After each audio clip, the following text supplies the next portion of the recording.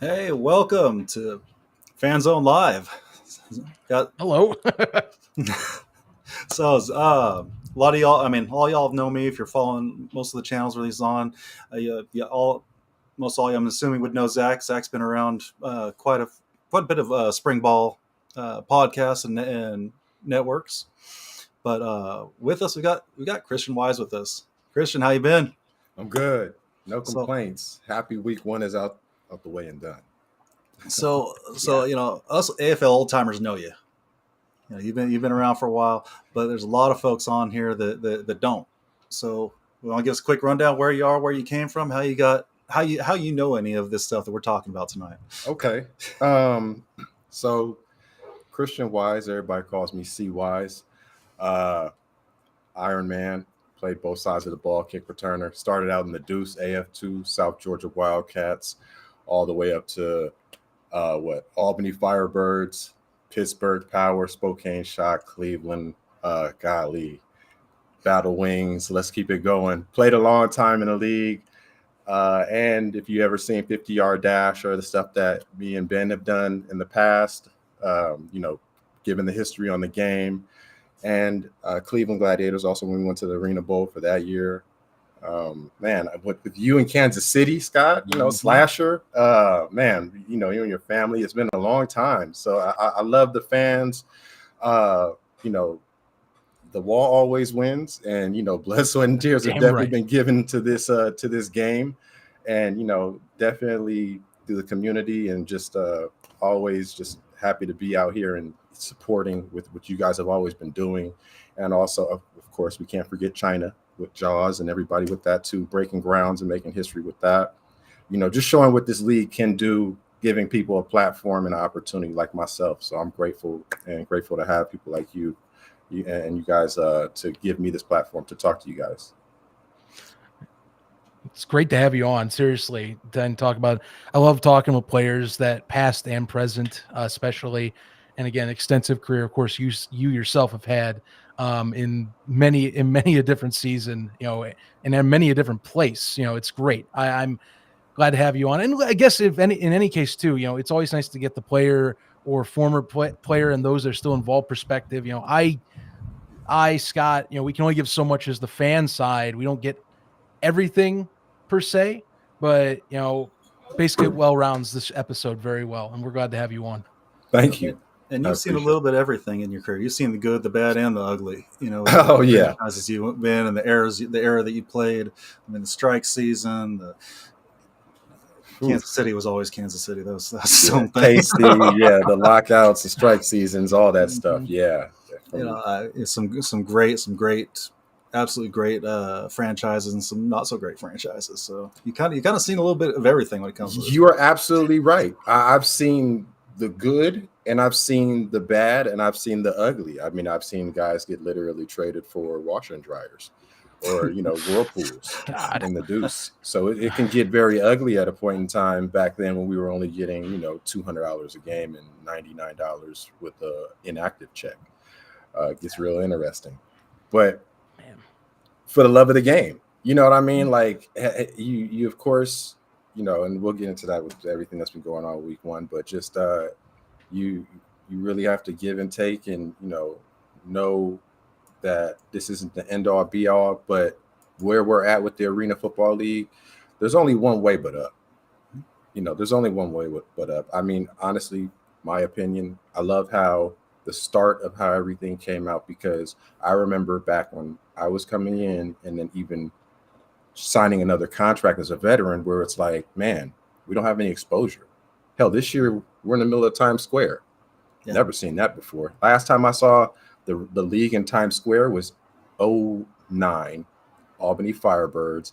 2008, after South Georgia. I'm sorry, 2009, Albany Firebirds AFL demise in Times Square on the ticker. Took a picture of it, still on my Facebook. That was the last time I seen anything with the AFL in Times Square. It said AFL demise. So that one hurts.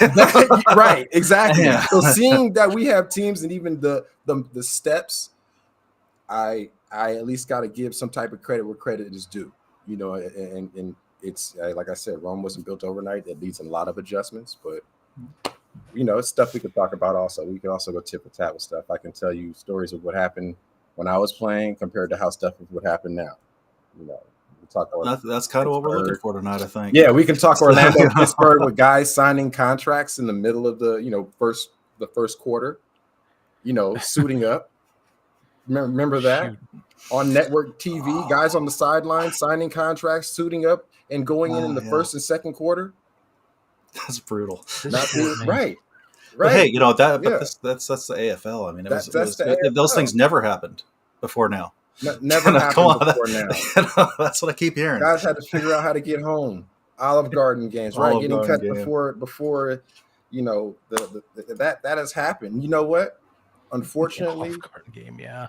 I've had, I've literally had people and people close to me. Somebody told me, you know what the problem is, unfortunately, and I hope players that watch this read your contract. Read your contract. Yeah. Because you know what?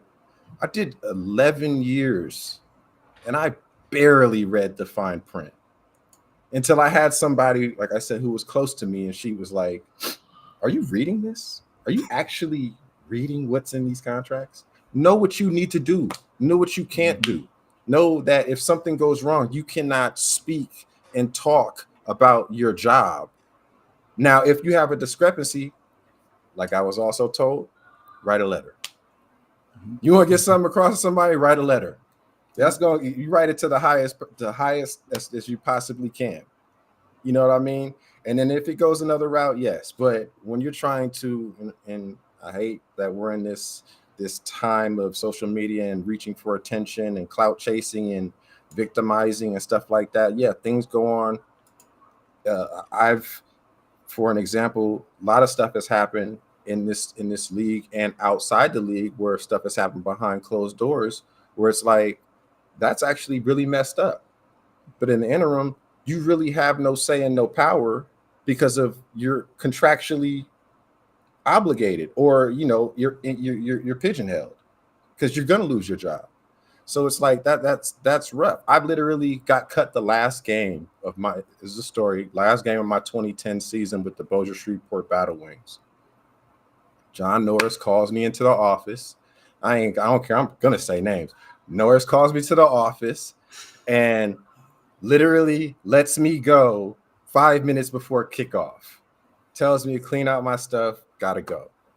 Shoot. Now, this is the last game of the season. We're not going to the playoffs. 2010, this was the reboot of the AFL. You had super teams like Bossier Shreveport with nothing but AFL super vets. Which, by the way, the best helmets of all time. We did have those helmets were sick. We had the sparkling, and that was different colors depending on which angle you looked at it. Those things were incredible. I definitely like the helmets that we had there. We had great players too. Phil Yaw, PJ Barry, Randy Himes. That was unfortunately Phil Yaw's last season when he got hurt when we were in Tennessee Valley, hurt his knee, and then he ends up being the OC after that, and that takes his coaching career.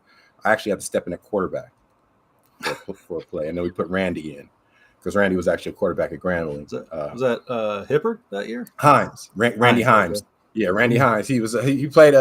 He played at Pittsburgh, and then Louisiana too. Okay. But he was with the Power when I was there, number 12 wide receiver, and he played with in the league too, Minnesota Vikings, in Grambling State.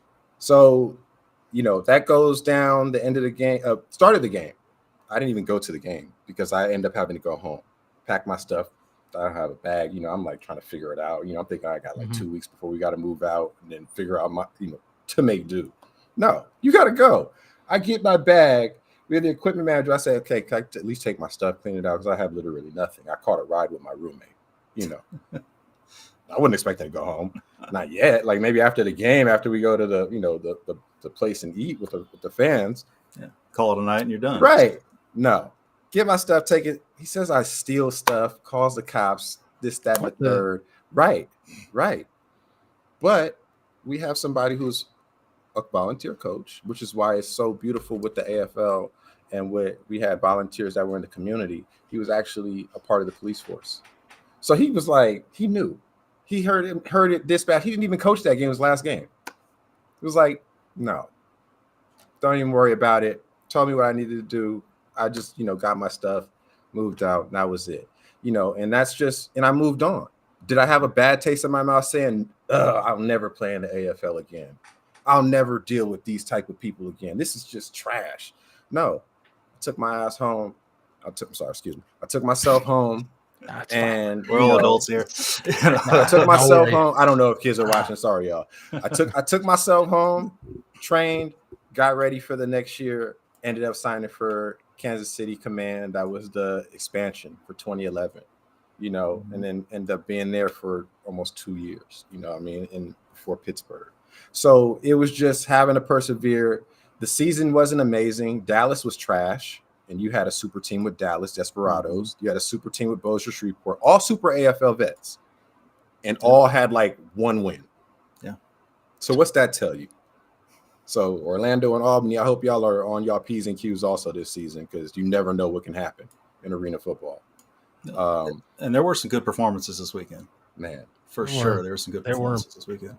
I appreciate what Albany and Orlando gave us presentation and as just entertainment wise, other than the little heated stuff that happens with arena football, it happens, man.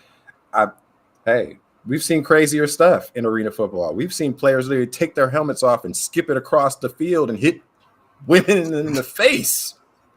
Like, we've seen crazy stuff in this league.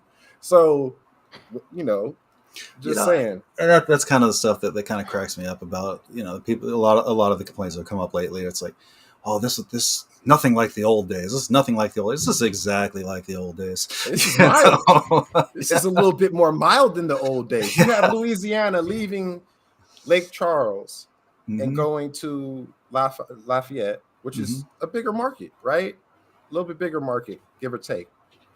But in less than a week. How are they going to be able to put their nets up if they can't get their stuff in time? Yeah. The fact they got a field. They got a field in general or anything. But the fact that they had a game was a miracle. Right. But it happened. And then you had the opponent difficulty on top of that. It's like, man, it's a miracle. And you know what? We've had guys that, like I said, let me tell you about 20. What was Olive Garden game? When was Orlando and Pittsburgh? 2012, Kansas. We were in KC. Yeah. So that was the start of 2012, right? Yeah. Start of 2012, because I ended up going to Pittsburgh mid-season when Bardo, may he rest in peace, gave me my release to go with Sting, because y'all wanted bigger receivers. I was with the owners there at that time. That's a whole other story. That's a whole other story. That's all right. They didn't want the fireside chat with T-Wise here. They wanted Maurice Purified size. They didn't want the Iron Man. It's all good. But nonetheless, that happened.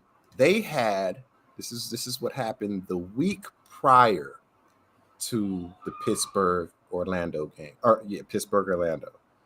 Sorry if my daughter is yelling. She's in the background having a ball because she's out of school in her group chat. They had 4 teams, I think, from what I was told. They had like 4 scab teams, like full of players that were practicing and like trying out and getting ready and all that stuff for who was going to be able to make it, just in case we players were going to sit out, Like when we did do it, they told us in Kansas City, oh, okay. Y'all want to sit? Go ahead and pack y'all stuff up. Y'all can't get in y'all apartments no more. We was in there like, I'm sorry? We can't do what? We can't go where? It was that point. Like, they really had us in a vice because you contractually you are at the will of them, Well, and if I remember correctly, and you can definitely correct me if I'm wrong, I think did Bardo pretty much sit you guys down and say, listen, guys, the housing you're in is owned by the team. Because it's owned by the team, it's a team facility. Therefore, if you're on strike, you can't be at a team facility.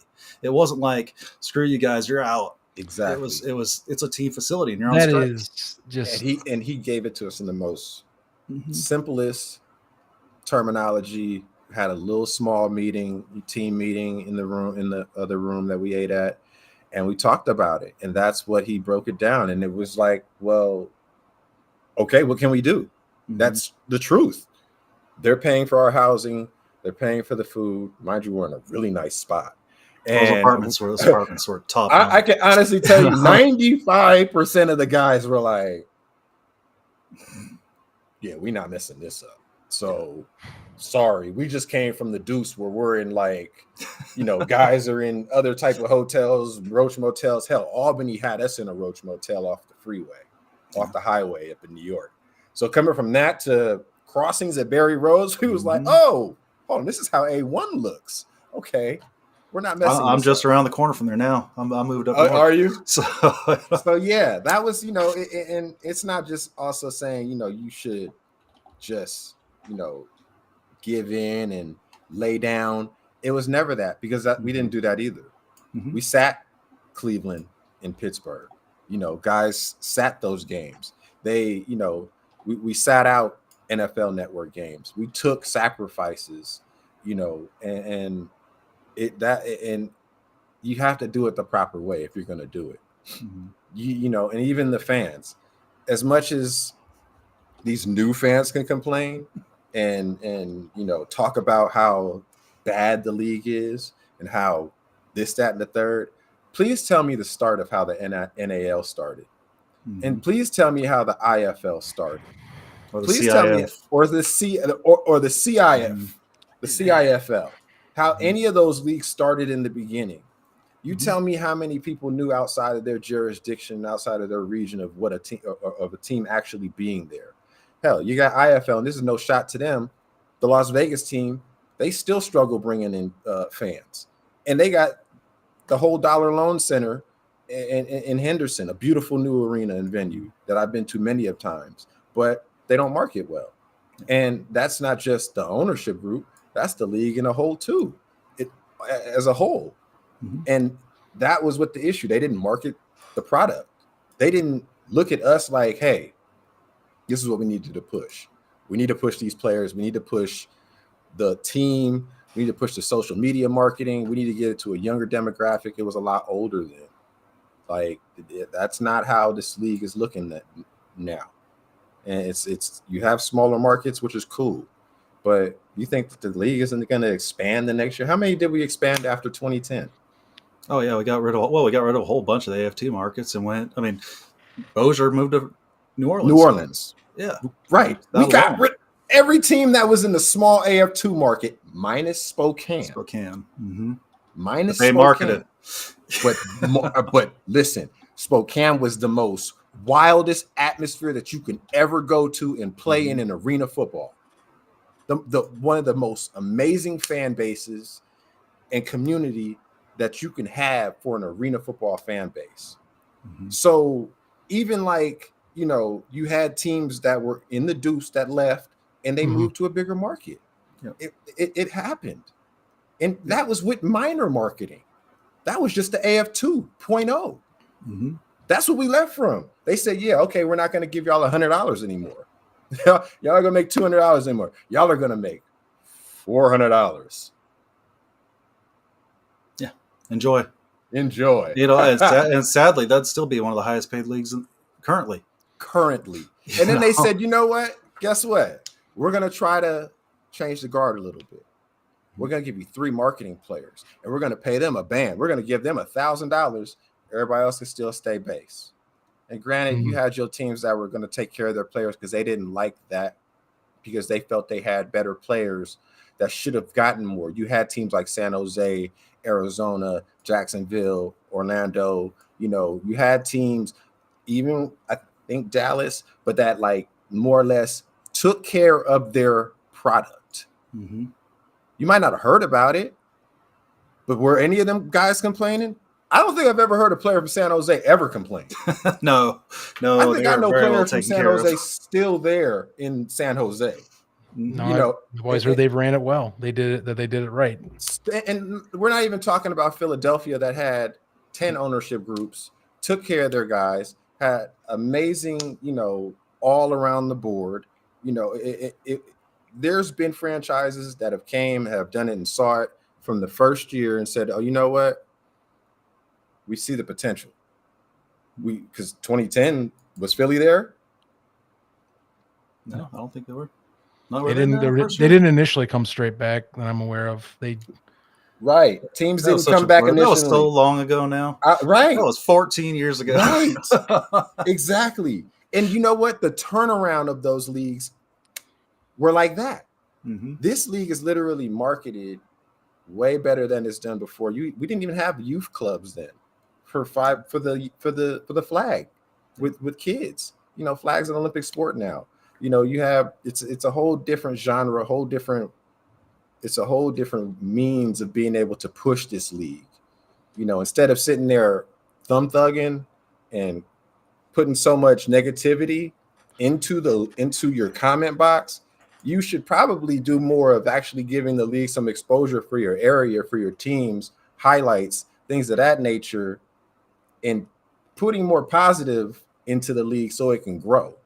Because for me as a player who's played in multiple different leagues, I never played in IFL, never played in NAL, but I would never bash a league because it's different and just because of how it is. I want all the leagues to thrive because this is giving all players another opportunity to play and get out. We had 3 players that just got picked up. Congratulations to those guys, to the NFL. Right. And granted, they've been in camp training. They've been staying in shape. Did they play it down? No. Did they have to? Honestly, no, because I've seen guys come in the league, play one game, and go to CFL. One game. These guys have their eyes on people as it go is. to NFL. It takes tape. That's the thing. Exactly. It does take. That's the thing. It does take tape. Hell, I mean, you know, we've already seen 3 players on or in season that have already moved on AFL wise here. And look, I'll be honest with you. I've had a rough week following this stuff. I really have. And I did see a few things. I've had a rough few years following this sport. Ron James here, you know, legend he is, and I'm glad to see him in this chat.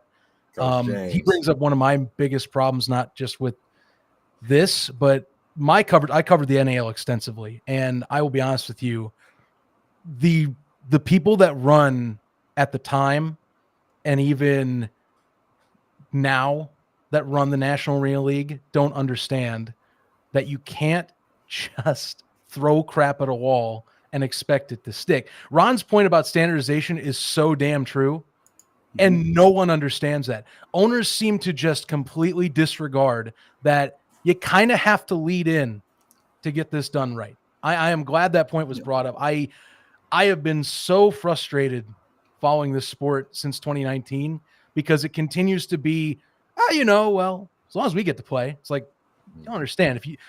I want the sport to grow. So the teams I get have to run a business, but let's not forget, I want it to grow. I want it to be legit. I don't want it to just be, we're back. It's like, yeah, that's great. But, said team in Fayetteville didn't come back last year. Said team in North Texas didn't start up this year. Like, looks like crap. Topeka. That's garbage. We got Iowa though. Teams are we're FNL. Shout out Tyus too, getting that win. That's that's my teammate. Sorry, he needed that one. Got to shout out my guy Tyus, absolutely, and Demo and Romaine, guys over there at Iowa Rampage. So we kind of been hinting at things, and like I said, we were talking before. It's the elephant in the room. All the stuff that's been going wrong, right? There was some very cool stuff that happened this weekend. There were some very ugly things that happened. And, very much so. Like I told you before you got on, I want to get that out. I want to get that, air it out, get it done, because I don't want to dwell on it. I'm done, But there were some ugly things that happened, and then some of it attempted to get addressed last night on the AFL podcast. Not well, in my opinion. Can I just step in and Tim, who's in the chat, he kind of addressed this already on AFL Rewind. I thought he did well. I'm going to put it out here. The guys that are running that show, Rod and company, they're good. They're good people. And the league contracts their writers and people for the podcast to essentially run the show for them. I can speak from experience. I ran and had to work step in step with the NAL for 2 years. And I'll be honest I'm with you, it's sorry. probably the same. After my experience the last two, I will say I am. I regret it a little bit. Not gonna lie. I'm glad I got to cover good people there, but when you see behind the scenes how things are run, it does not help how you view things. And I know right now they are trying their best to do a towing line, is all I can tell you. I know this very well. This isn't just me assuming this. I know for sure they are. So 100%. Rod is taking, unfortunately, the brunt of what the league should have done itself. That is a disservice to Rod for the person he is as a man and as a podcaster. He And as a is fan. doing his best to play both sides of the fence, and he was going to lose either way. That's the thing.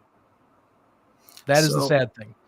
Yeah. I mean, the reality is he's an employee. He's not the commissioner. He's not the CEO. He's not a decision maker in any way, shape, or form. He gets passed down information. He passes that information out.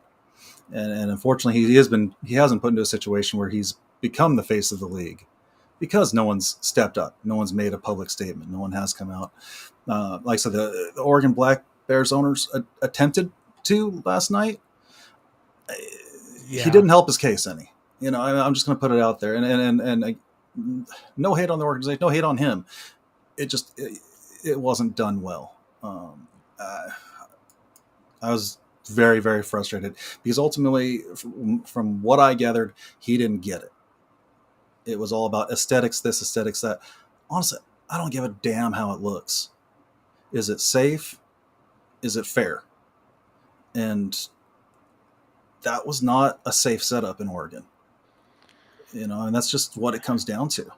A cattle fence, either way, both portions of that does not bode well. And they do have the equipment, but they couldn't get it set up in that building. And he's like, well, it's going to take 2 months to get new walls.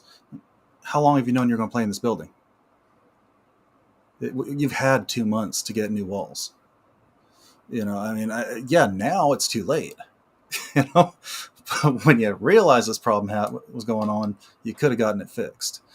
And it's not just him. And then again, I feel I don't want to be totally attacking him. It just was not. He wasn't presented well. It wasn't presented that he had an understanding. Okay. They had the PVC pipe or iron pipe nets. Yeah, not ideal. I really don't like the way it looks. That is an aesthetic thing, but it functions. But it functions if it's put in the right place, not 3 feet behind the walls. It's more than just aesthetics. Yes, you want it to be pretty.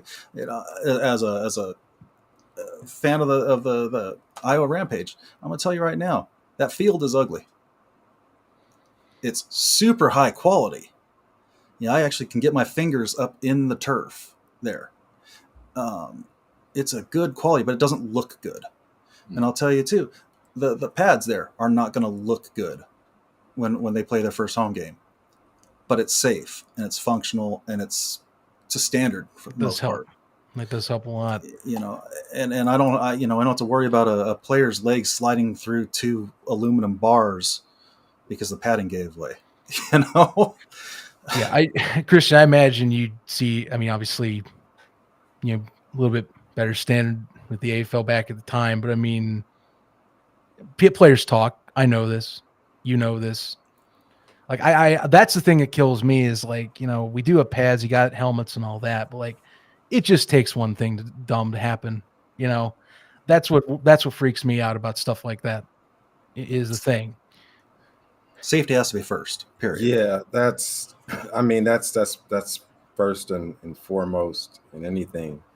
We're risking our lives out there, minus it being statistically a 60-mile-per-hour car crash every time we hit. But you're going into a wall that doesn't give. Mm-hmm. And then being, unfortunately, I hate to say this story, but, prime example is my boy Marquis White. He broke his neck playing arena football. And he, was a 6'7" receiver, Arena Bowl champ, one of the one of the top receivers that's played, and that wall is what took him out. It wasn't somebody else. He hit it wrong, and it was a small fracture, and it can be just like that. So that is first and foremost. You have to know what we need as players. And honestly, just looking at Coach James' comment, I mean, it's just I can't necessarily like it, but if I could like it right now, that would probably be a whole lot of likes going on, because part of operating a franchise is knowing what equipment and structure is needed. Right. You can't just go to McDonald's and that looks like a different franchise. Oh my God. And you're right. But you have to know what you're doing with this league. It's way too much at risk for players. You have to have a staff. You have to have trainers. You have to have a secure wall. I know they have a lot of stuff handled, but then you have clearly certain areas that need a lot of adjustments, that are night and day. And also because you have franchises that have been there, done that, and have been doing it. And you have franchises that have came in and said, hey, we love that shield. We want to be a part of it. And to get the league going, that's kind of how it seems how some of these people have came in that have no history with the league. Honestly, I personally don't know a lot of people's backstories with how the league is formed. I know how the league has kind of got together, how it started, but as far as how it's, I don't know if people also realize or are aware when we played, it was a single entity. The league was one entity. It was all one. Everything was one. Regardless if they had the owners and all that stuff, everybody was one.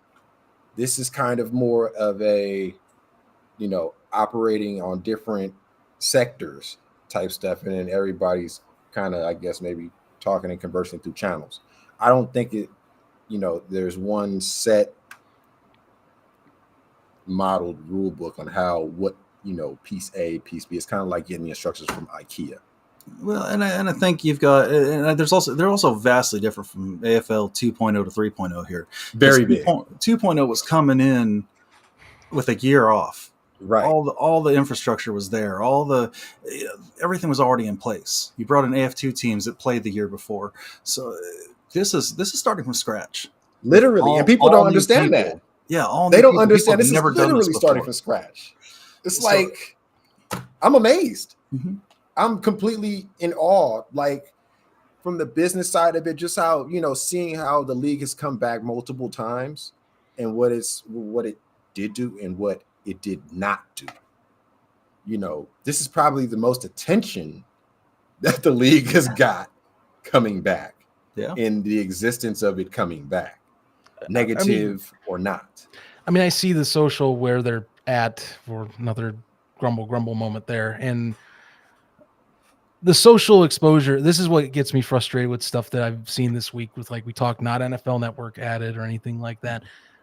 The brand does mean something. Like, that's what kills me, is like, clearly the brand as a whole still gets regular people to recognize what it is, but you still got to run it correctly and still do things correctly to get yourself off the ground. And I'm not a happy camper about this week is the thing. Yeah, but I don't know. I agree. I don't want to.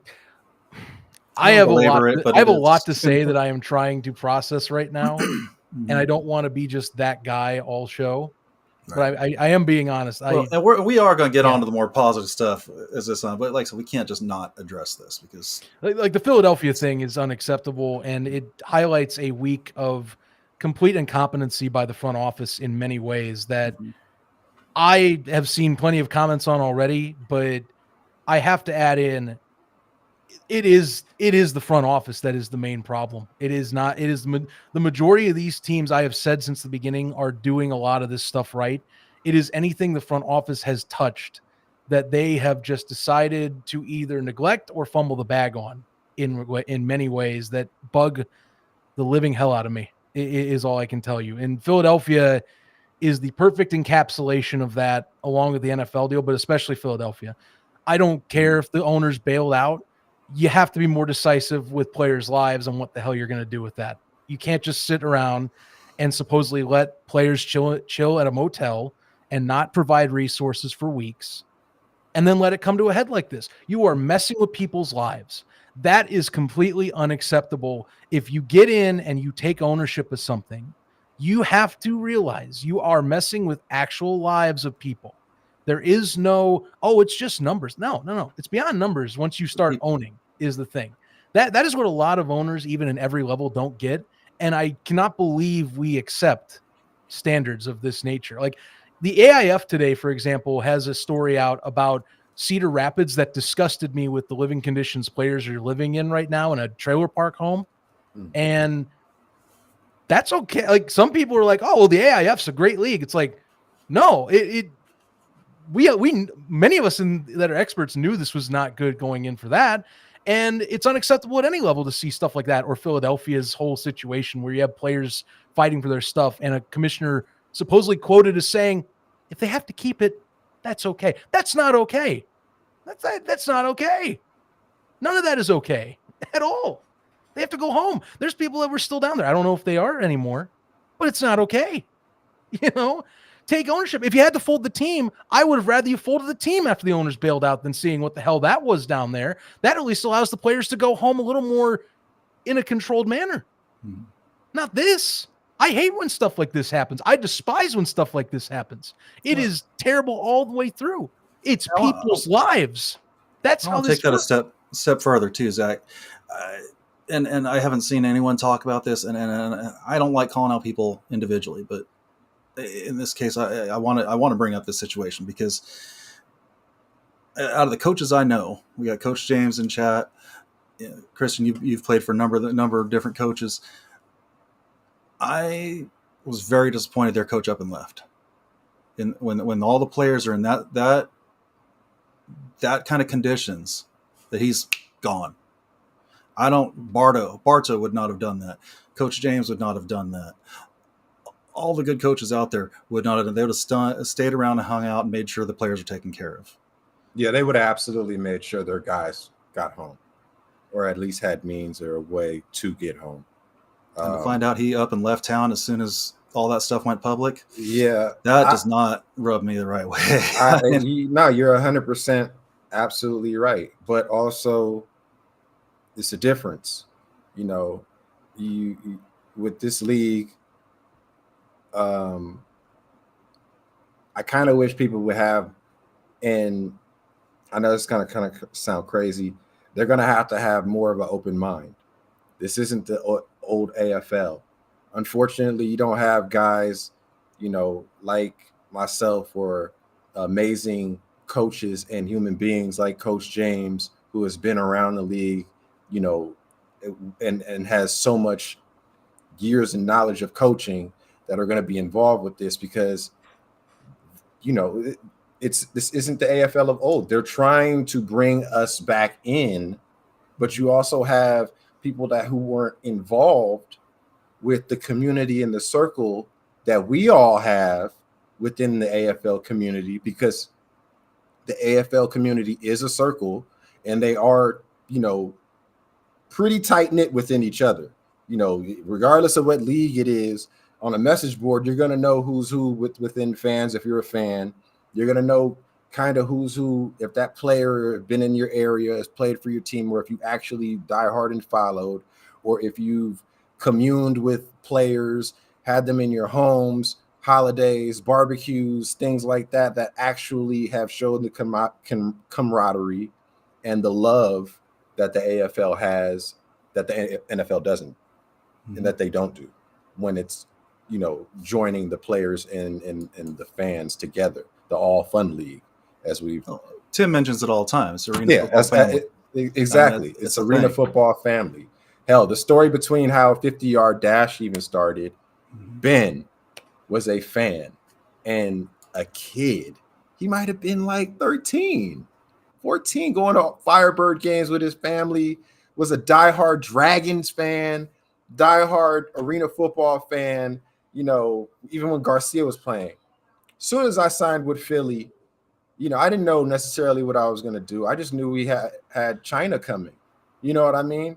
So I was like, and me, I grew up in the entertainment industry. So outside of football, entertainment was my thing. You know, even this year, you know, I'm in Madden right now with doing that with EA as the motion capture and for superstar mode. And you know, doing other projects and stuff, helping guys get casted to like All American and you know, other guys. When we were in off season, you know, got guys doing Dark Knight. They're doing, you know, we're in Pittsburgh, guys going to doing other stuff because we're trying to grind. You know, that's what we did in the off season, having to look out, having to be family. You know, I was flying back and forth on IR with a messed up finger, going to shoot Necessary Roughness in Atlanta. Mm-hmm. You know, trying to get another check. How many people were in the Kurt Warner biopic? There's a whole mess of all the same guys from game-changing film, you know, arena guys that have been in. I literally have just caught up, or they've, you know, passed it out to each other, or we've all put in the channels within each other. Hey, this is a project. Hey, what are y'all doing? Get paid, get a credit, you know, get into doing some other stuff. And, you know, even just with the fans and the players have stayed in the cities, ended up working for the fans if they had businesses, or just staying there when the team defuncts and they're becoming a part of the community. Tyus, perfect example. He lives around the corner from me now. Perfect example. You know, he was the guy getting $1,000 a game marketing. And we had one other lineman and we had our quarterback. Then everybody else was getting paid out the regular base. But he stayed, has his son out there, family, everything. You know what I mean? Dixon's still out here. Dixon, you know, it's guys that have done that. You know, they've stayed in their communities with what they've done with arena football, and it was another life path. You know, for me, another side quest unlocking. That's been the amazing thing of this, but it also hurts to see things like Philly, because you have people that have no affiliation with the league, that have, you know, no history with it. And I get it's absolutely last minute. Things happen, business happen. You know, they've done it before. You know, they've done it in Orlando. We've seen it. Okay, it's done. It's happened. Let's regroup, adjust, and move on. And that's what we've done also throughout seasons in years past. You know, and we just have to hold tight and also protect the players. You know, make sure guys are right. Make sure, you know, I don't want to see guys get hurt on that turf and they have to figure out what's what, you know, as far as like, okay, well, it's CFL mentality now. I'm hurt, so I'm cut. Okay. Like, we don't want that. Like, we want to make sure that everybody is taking. When I was hurt in Kansas City, Casey took care of me. Dr. Keys, he did my surgery. You know, Travis, look, his family looked out for me. I was doing physical therapy like crazy 3 times a day, you know, and that was a lot of love that they gave. And that was in my off seasons when I had literally nobody there. And this was not a good franchise here. And it's still was not a great franchise. So that tells you a lot, you know, and it was a lot of stuff that was just happening on the fly. You know, that franchise went under in 2 years, and they had again right, and opened up a beautiful arena. We were the first ones in Sprint Center, now T-Mobile, but you know, nobody else was in there. We had practiced in Kemper. That was gorgeous back then. We practiced in a major arena, and then we went to a brand new state-of-the-art arena, which was called the Sprint Center in Kansas City. We were the only team in there. The only other persons that were in there were artists. They still don't have a team. They still don't have a team. You know, Jay-Z and Kanye did their thing there. Then you had Warren Buffett. Yeah. Those were like the highlights. Yeah. You know, and I played in some of the, you know, living in LA, being from New York, I've lived in some amazing places, have met amazing people that I'm grateful for, that I still talk to and communicate with. That's why you're here now. That's why I'm here now, because you literally sent me a message. I don't even really check my Facebook messages. And you said about coming on. You know, I'm coming from my meetings and everything else, getting my daughter, getting dinner ready, and hopping on. because you know what? That's what this means to me, to even be able to support, talk with you guys, commune with you guys, hear y'all opinions, and that's just what it's been for years, and it's really, I just hope that the negativity that a lot of these people have been putting out, I get it, y'all are new, but understand things are going to change. The league is going to change. And I think Arena Football Elite, Yeah. they kind of nailed it. Yeah, there's shadows hit us. The league is dead. No, no, you can't say that, not because of what happened in Philly, not because not at all. They've got crappy walls in Oregon. It's all this league. This league's tough. It's been very around tough. and seen it all. It survives. What's your opinion on Billingsley and Rapid City? It's funny. Zach and I have had this conversation quite a bit. For years, the AFL needs to get back to small and medium markets. The AFL needs to get back to small and medium markets. The AFL needs to get back to... Oh, they went to too small of a market. You can't have it both ways. Yeah, you can't. I think Billingsley is amazing. Yeah, Billings. I'm sorry, Billingsley. I say Billings. I think Billings is. I think that is a great, arena football franchise that can have upside. Just like Spokane. Just like that, exactly. Look, just like Spokane. And I my main thing when people got on for Billings was, I don't know, I didn't understand it because the market I thought was fine, and they have an established fan base that does pretty decent. But the other thing too, if we were talking about, because a lot of people have talked about, where the teams are coming from, Billings' ownership, I do not have any worries about. And some people tried to bring that up, and I'm like, you do realize Steven Titus helped save 2 teams 2 years ago in the CIF, one of them being Billings, the other being Rapid City, by the way. Right. And I think, to me, that is a testament to not only the commitment of that gentleman right there, but what at least he's able to do financially. Now, I know it was kind of split up with another entity, with another person I am forgetting at the time, and someone can put in chat. Obviously, Billings is a decent market. That's one that I have no qualms with, and they're one of my favorites in the league. And it's because the owners or the owner in himself. And I don't have a problem with it. I thought it was unjust behavior because I know we talk about markets and teams that might, where would they jump? Where would they go? And I know Billings has had a history in the IFL, but when I see people talk about potential teams that the IFL would snag from the AFL, Billings is one of those. And I have found it hilarious when people have said, yeah, they wouldn't go for it. Like, trust me. You don't know the markets enough. Billings, they would love to have Billings. IFL had Anchorage. Come on. Right. Anchorage. Wow. Yeah. Anchorage and Fairbanks had an IFL team at one point. As a Yellowstone advocate, and hey, I want to go to Montana. I'm so interested in Montana.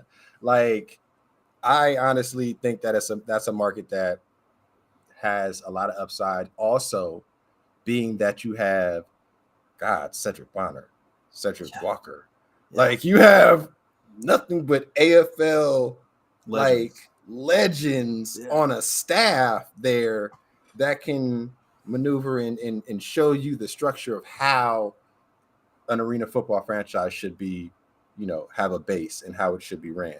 There are coaches out there that have done this so long that they can build the franchise from the ground up properly. But it's also how you do it. You know what I mean? Like Coach James. I played for him in Portland, for the Steel. He was the GM and the head coach. And when something was wrong, he got it done. And he made sure everyone was right. And the crazy part about it was he didn't have to.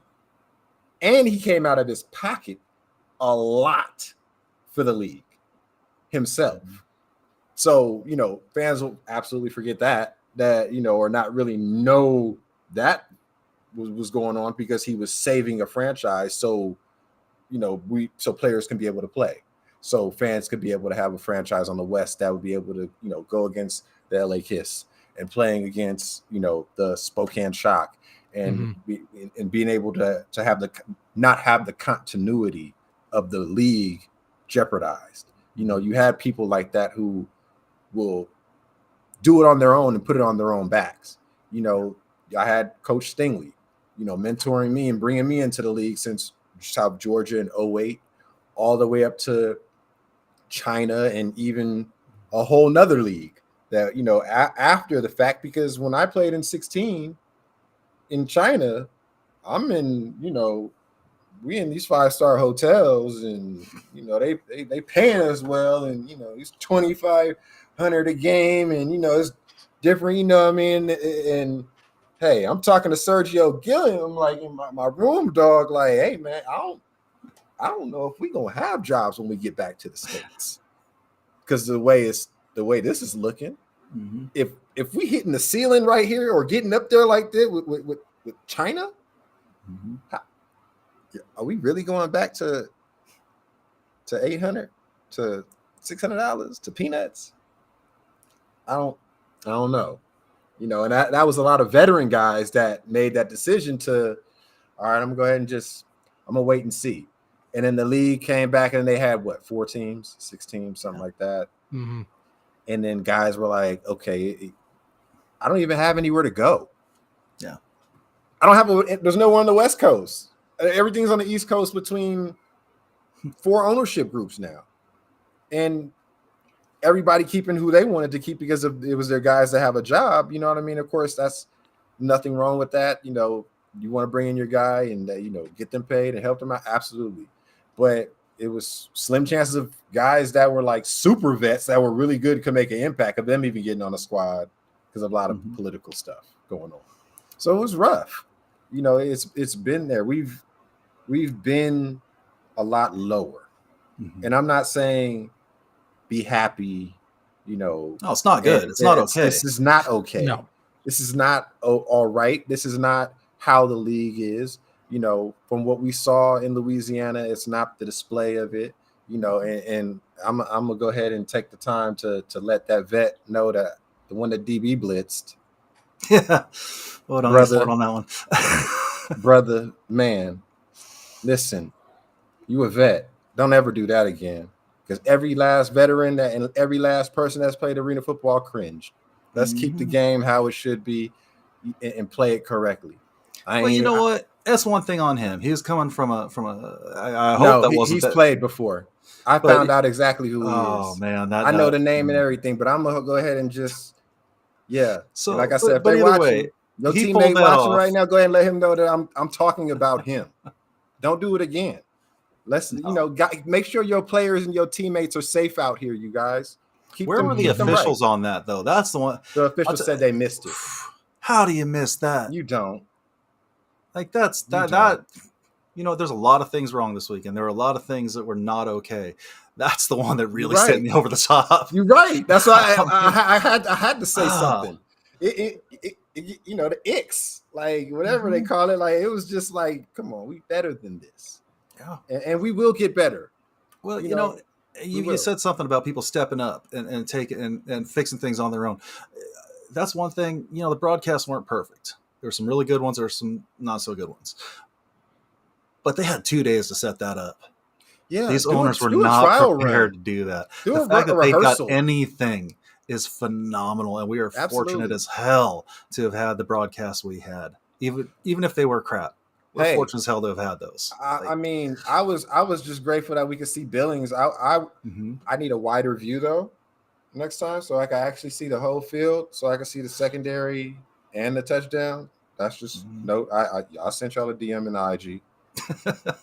I did, but it's all good. Whoever got it, we can get it together. Let's regroup. Yeah, but again, they had 2 days to set this whole thing up. You have, and I hope that just like players, these owners, these front office personnel that want to sit here and say, "Yeah, I'm wearing the league. I'm a part of the AFL. I'm with the league. I have the shield." Take accountability and step up, and put more initiative, put more into it, top to bottom. Like that's what has to happen. And I hope everybody got together on a conference call so they could have some type of on same page, continuity. because they Oregon with the pads and stuff like that needs to change. Yeah. You literally, I've seen worse arenas than Oregon, but at the same time, you made that example about sliding through and hitting the rail. Hell yeah, and going through it, absolutely. Okay, the ceiling's a little bit lower. Nothing you can do about that. Nothing you can do about certain things. Louisiana, they only had things that they controlled what they can control within a week and less than a week of moving. The Philly situation, they never had, everything. The people that I guess, however, it fell through or whatever, but they still have kept it. They're still trying to have it go. Yeah, I think some teams being a travel team isn't bad because this is year one. Then you're being able to promote, pitch, get more sponsors, showing them that the league has stuff actually in these markets. They have the fan base. They can to get more money and have stuff generate better. But you got to have it to where it looks the same. At least we need a little bit more uniformity. Though I could even deal with the crappy goalposts. As long as they're straight and exist. Right. I can deal with that. I can deal with Louisiana being a little bit old looking because it's like wasn't it the graveyard? Wasn't it? They put some, but the measurements of the goalposts are huge for me because there needs to be a standard across the board if you're doing from in between the bars, which the Louisiana ones, as ugly as they were, that was the thing that actually grinded. I had an axe to grind over Morse was because it was not a standard length. You could tell that it was wider, and also the crookedness. That's the thing that made me kind of just go, is that? With Louisiana though, I hate to give them an excuse because it ultimately comes out this is an excuse. They had a week to get that set up. Less than a week. Yeah. So I mean, less than a week, and still pulled off. Fortunate that it had happened at all. Oh, right. Now, no, Oregon, different story. It was brought up earlier that the owners only owned them for 30 days, and that's unfortunate. But they had time. Louisiana did not have time to get that done properly. I still think they could have done a better job than they did. But again, they're fortunate to have a game at all. Yeah, absolutely. Pretty much. Yeah. Yeah. I agree, and I commend them. I talked to Hemp Hill. I talked to my cousin T. Lou. I talked to the guys there. I'm grateful that they came out healthy, got the W, had a game. I mean, listen, months ago, guys were talking about the league isn't going to have a single game, not a single snap. They were saying that on Friday. They said it. They said it Friday. I've heard it for so long. My first experience of the league coming back was a dinner meeting, and this was at Pro Bowl. Not this past year, but the year before that in Vegas. So I have the meeting with 2-0 Clark, who was with with Chicago Rush, and we have a mutual friend because he's very high in what his resume and where he's done as an executive and president in the entertainment industry, and musically, also as a producer. He had no knowledge of the game of arena football. Knows football. His son plays football. They know NFL, but they didn't know the history. Now you can give them the base. You could tell somebody what arena football is with the walls and give them the structure and everything like that. But the conversation was actually giving him the backstories and the history of how the game went down. And, even giving the 50-yard dash and all that stuff and everything. But even the commissioner made a comment of he wasn't prepared for the fans and how passionate they were and how much they looked into every little detail of everything they did. It's a different culture. It is. It's a different culture. This is a different league. This isn't going to be the same, Geritol, old geriatric league that it was before. It's cool. It's great. We got Darren Arbette, who's a legend in the league and is, affiliated with it.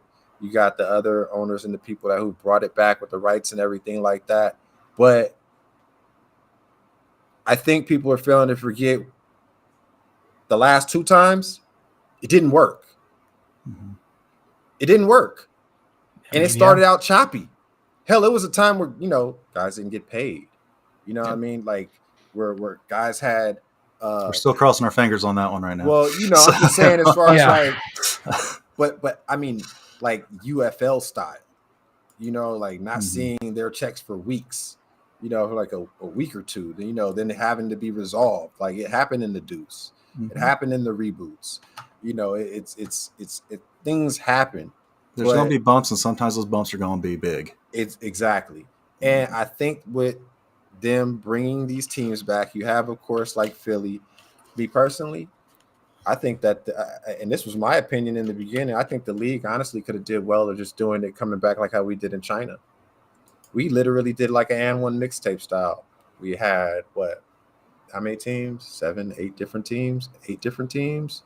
We all stayed in the same hotel, 5-star hotel. Then you had the guys that were Chinese nationals, half Americans. We were player coaches also, along with the coaches. But it wasn't perfect. But guess what? We were on the road. We were in different markets. We were gauging different markets. We saw exactly who understood it, who didn't. These people, when we were in China, you know how many times they celebrated for touchdowns? No, the kicks. That's what they They like. did not celebrate for our touchdowns. No, it was the kicks. They celebrated for our dancing. They loved the dancing. We made ESPN, highlights on Sports Center, all that stuff. We made the NFL have to break that celebration rule. Remember, because they changed it when we were in China? That's what you. Exactly. That's exactly what happened when we were over there with Jaws. The NFL was like, oh, hold on. They're doing a little too much. I remember getting a VPN set up. Man, them people were going watching crazy China on kickoffs. Yeah, 3 a.m. watching a game out in China, and man, every time that ball got kicked, whole crowd just lost their mind. You might have thought we scored a touchdown on the catch of the return. Just because it was kicked. Just because it was kicked. I'm like, wait, what? This is just a kickoff. Oh yeah, they love the kickoffs. Loved it. And it was an amazing atmosphere. This league has that capability to do what Monterey Bay did and put teams in Mexico and have an arena football league in Mexico. We can have the arena football teams overseas internationally doing the developmental side of it. It is just going to take time. And I think the more of you bring in coaches with structure to more, even if they're not coaching, have them facilitate and pay them for consultation. You know what I mean? Or even if you don't want to have the head coach, if you want to have somebody who's a young head coach and you're going to pay them a lot less than what you're going to pay these older head coaches, because you know what? You can't afford these older head coaches. You can't really afford the coach of the years of AFLs. You know what I mean? Like, unless they really want to do it, because they don't necessarily have to. Now, I want to take what you're saying a step further too, because yes, it needs to happen on the team level, but I think more important than that needs to happen on the league level. Like you mentioned, 2-0 doesn't know the game. But they're learning though, right? Exactly. Yeah, Travell doesn't know the game, and they are learning, but they need to consult some people, bring some guys in that know this and how to keep standards. I hope 2-0 learns, because I have been dying. I'm Scott, excited for what he's going to do with Chicago. Scott, you know this more than I do. I'm a Chicago sports fan. Yeah, and I know that I just hope this all works out so I can at least go and watch a Rush game, because I missed that opportunity. For those that don't know in this chat, I've tried saying this over the years. I got in the last year of the AFL, like as a true actual fan. So I watched the league with what I thought and we thought was going to be that they kicked in a recovery. Yeah, and I looked strong, honestly, in 2019.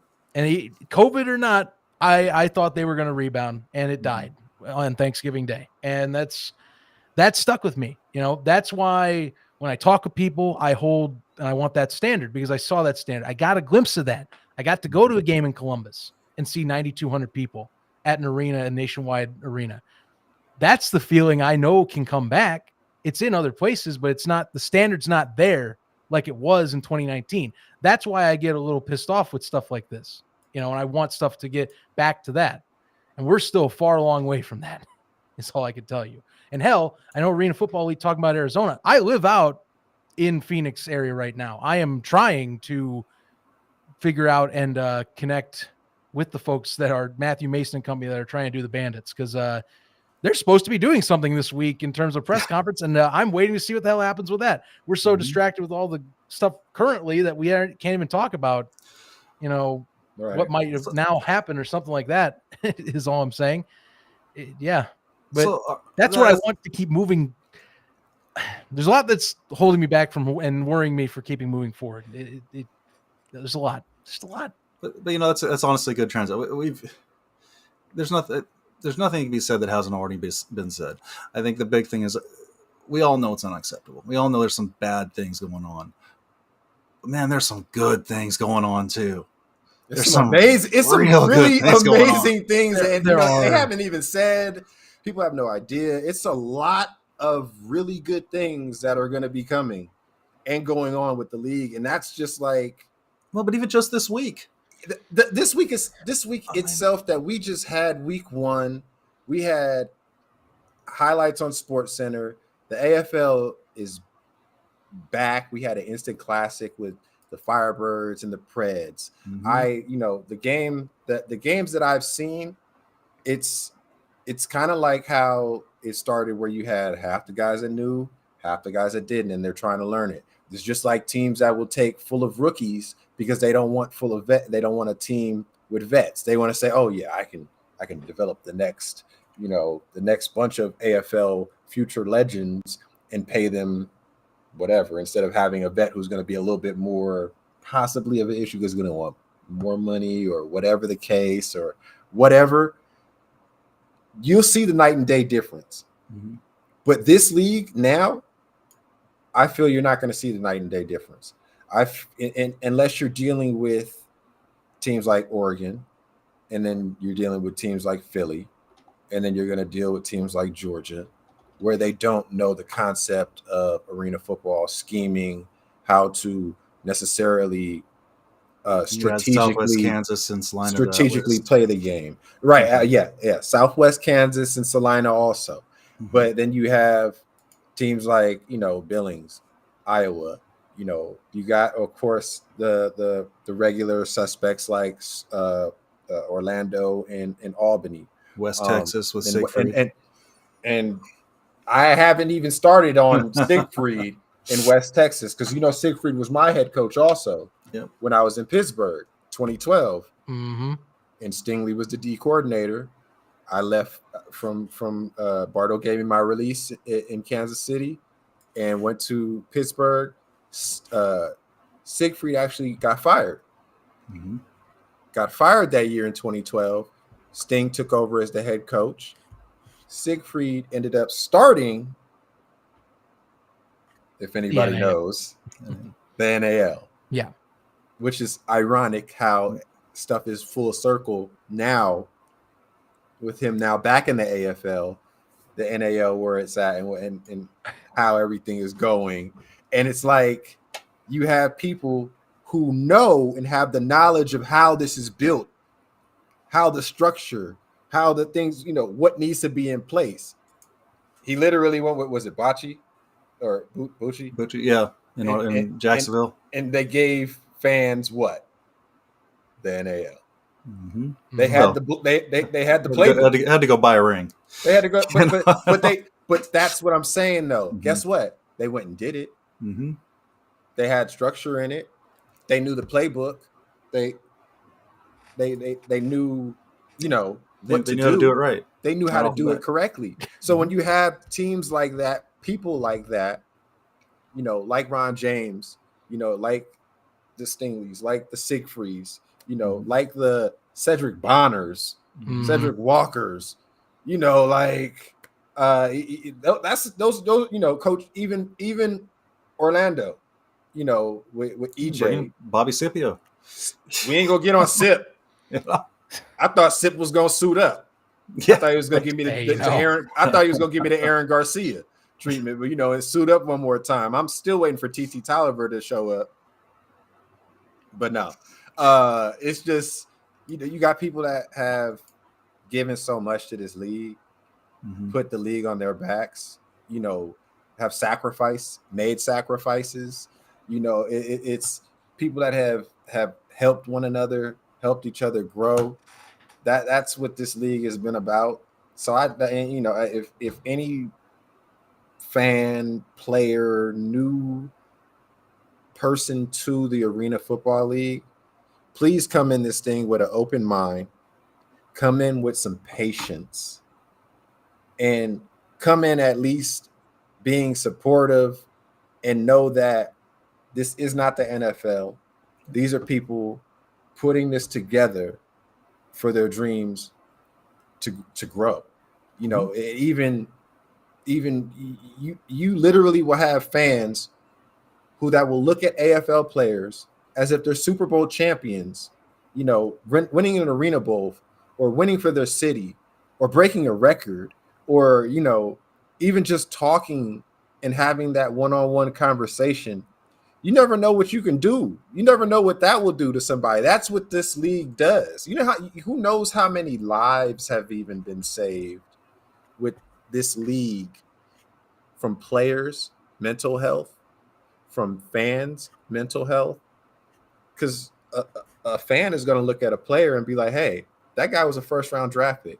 He's a damn celebrity in my eyes. And he's talking to me. That's going to make somebody motivated. They're going to look at it completely differently. What I mean? I've looked at players that I've seen that were veterans that I've met, because I went to arena football games as a kid with the Anaheim Piranhas. So I'll take it back that far. Yeah. So, dang. Right. I'm not saying my age, but no. You don't gotta do that. I'm just like, dang. Right. So those are some cool jerseys too. And they had great jerseys and helmets. But seeing that in Avengers games too. My mentor was a player. Who brought me who coached me with football. He was a former player at Arena. And long story short, Cedric Bonner was his teammate at CSUN, and he brought him in to give him a shot when Bonner was playing. Bonner brought him in to give him a look. That's how I was introduced to arena football, because Bonner gave him a look. I'm in high school. This is my junior year of high school. I have no idea who Cedric is, but he's from my area in the Valley. So, lo and behold, I meet Cedric years later, and he's commentating, and I'm just like, yo, I watched you as a kid. I still look at him like, yo, you're that dude. Like, you know what I mean? And of course, he's like, oh, bro, it's all good. In my eyes, I look at him like, hey, in AG too. You're a grown up. You're a grown up. I'm a grown up. I'm like, oh, whoa, you was doing a lot. I watched you as a kid. Like, and you'll have players that do that now. You have fans that do that. So that's the beauty of it, because you wouldn't be able to talk to your regular Terrell Owens or your regular, on a regular basis. Have those type of conversations or open lines with Deion Sanders, and so many people are goated to another person, and you never know how somebody looks at it. That's what I loved about this league. This was a lot of people's personal NFLs and personal Apex, and also helping them for, probably finding out who they were, or just even being in a better space in life. Right. Hey, I know it saved my life. It gave me motivation. It gave me a lot of hope, even challenging my faith. What the league gave me was opportunity, because I had nothing but chips on my shoulder. I wasn't the biggest. I wasn't the strongest. I was for sure was one of the fastest, but I still, I would get overlooked. I've literally been told I'm not good enough. When you have people tell you you're not good enough and you're not going to make it and you're not shit, and then you go out there and you perform and you do something that nobody else can do, or being in a 1 percentile range, having a 31-point comeback, playing only one play and coming in and breaking a record. I didn't play the whole goddamn game. When I got traded from when I got my release from Kansas City to Pittsburgh, that game, that week, when we came back and beat Orlando, they put me on a backside post corner backside into the hashes. I don't even know how I really even got that off, but we did it. And that was also with a rookie quarterback. And we, it gave a lot of people a great feeling that we still talk about to this day. People that I still have relationships with till this day.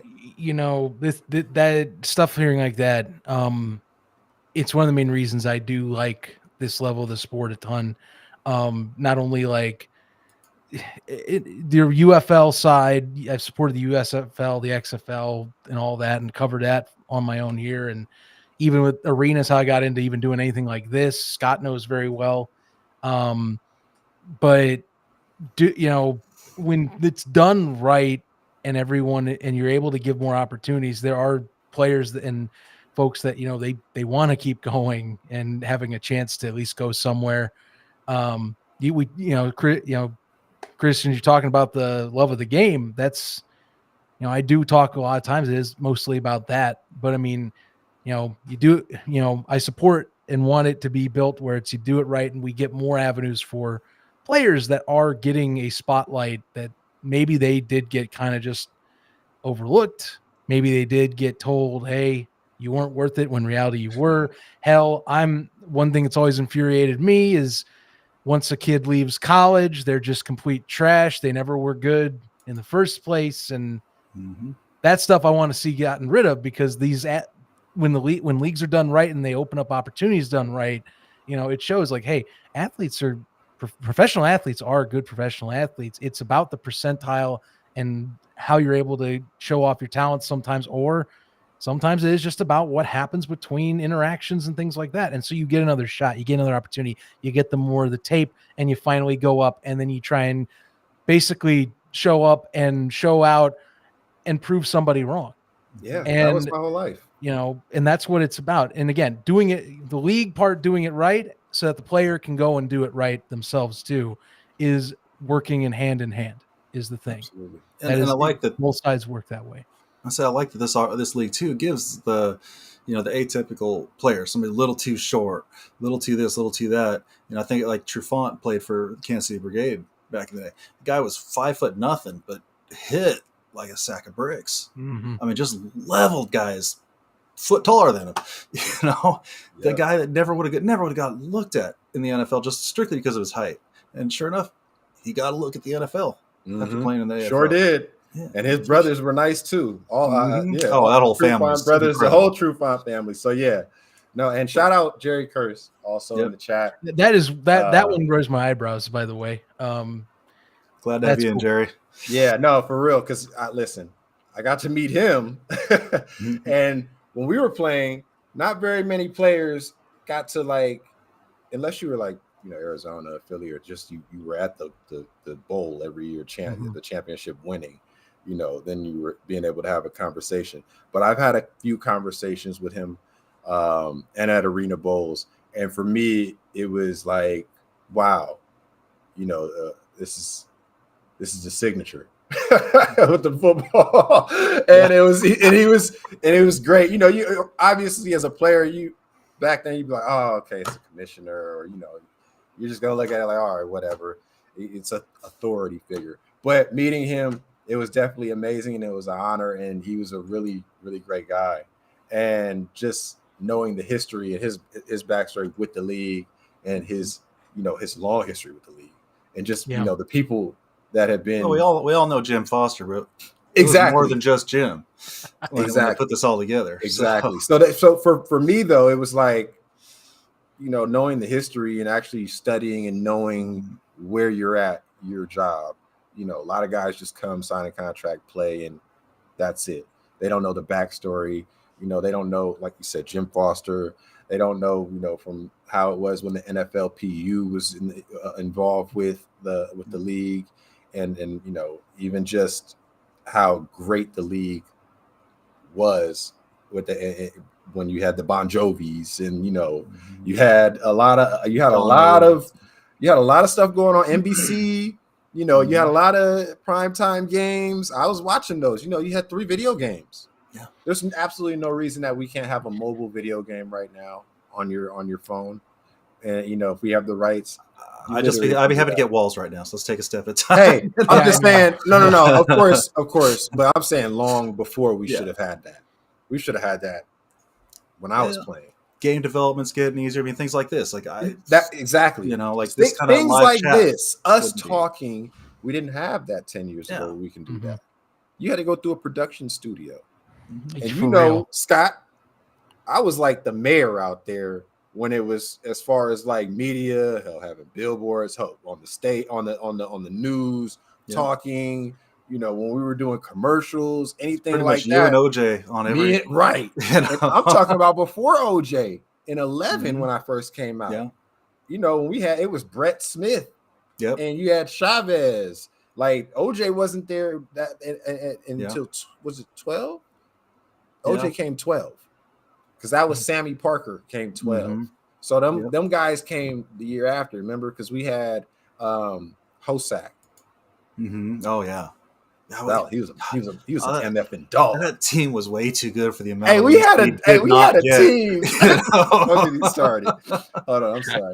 We had a team, but it was, we had Rich Wrangling. We had a whole bunch of dogs on our team. We had the Arena Bowl winning offensive line. The whole offensive line left Kansas City, went to San Jose, and won an Arena Bowl. And won a ring. Amazing how that works.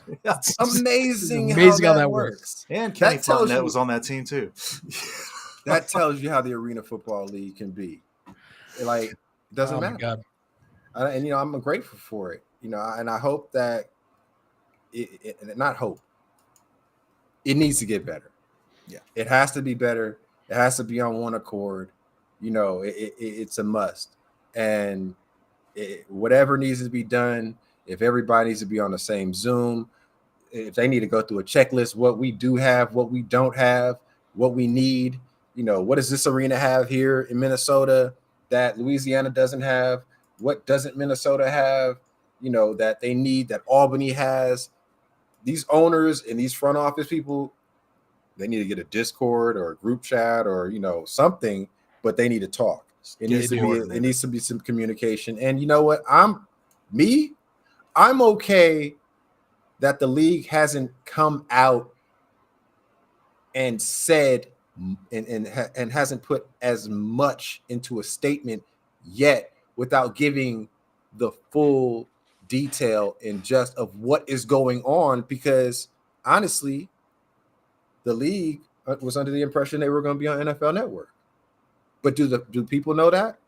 No. They knew that the other stuff that was going on, the underlying tone and the backstory stuff that they had no control over, and we're waiting and stuff that was going on, but you only can control what you can control. Now, the league coming in, if they do it on Vire, I thought was well done with the production. Very well. For a pinch, it did what it needed. For a last second, hey, we need to put something out. We need to have something for the fans, where it could have just been, hey, stream it off your phone. It could have been some backyard AAFL, AAFL or whatever the other league that we did for a split second, or whatever lower level league that they just going to put on a tripod in your iPhone and say, hey, pan with us, and y'all get what y'all get. Who scored? I can't see the number. I'm amazed that's not what we ended up with, honestly. Exactly. I fully expected that when all of a sudden it's, hey, you guys are doing your own broadcast in 2 days. Good luck. Go. Good luck. Hold on. Okay, well, y'all go ahead and handle this. We got this. Yeah. I expected like I did for Iowa, iPhone on a tripod. And you know what?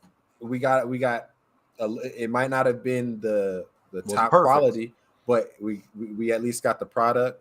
We got something to bank off and look into for the next week, where we can look back on the film, see what we need to do, and at least just make it happen.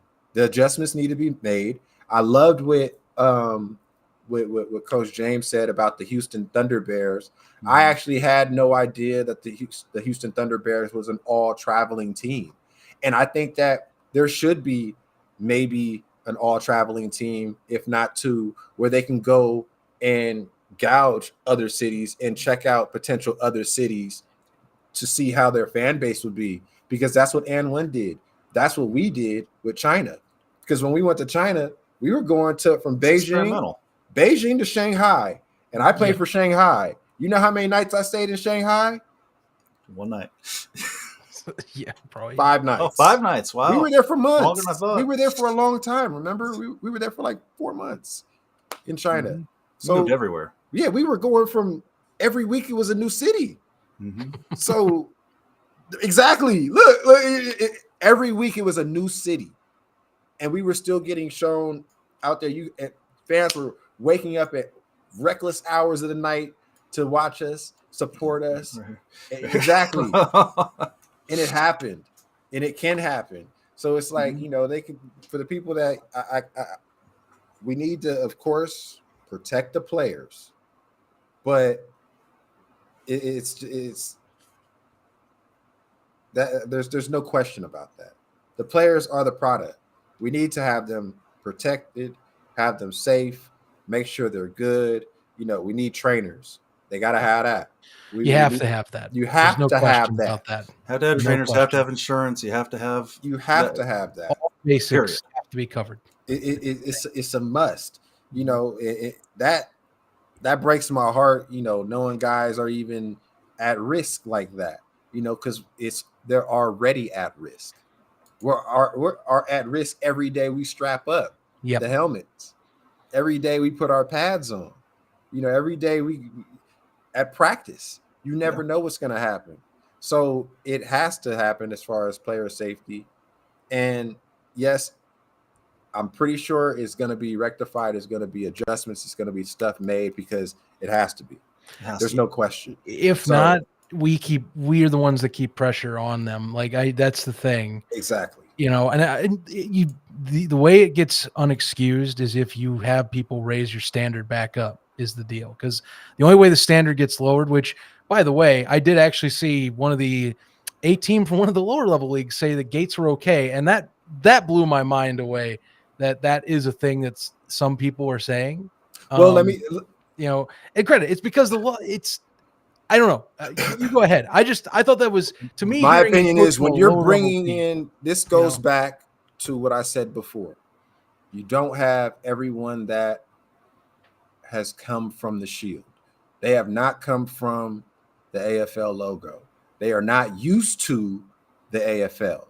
They're used to the standards that they're used to, that they were coaching in before, that they were working in before in those franchises where the quality to them is shit. We're the Arena Football League. That's the quality now. The Shield.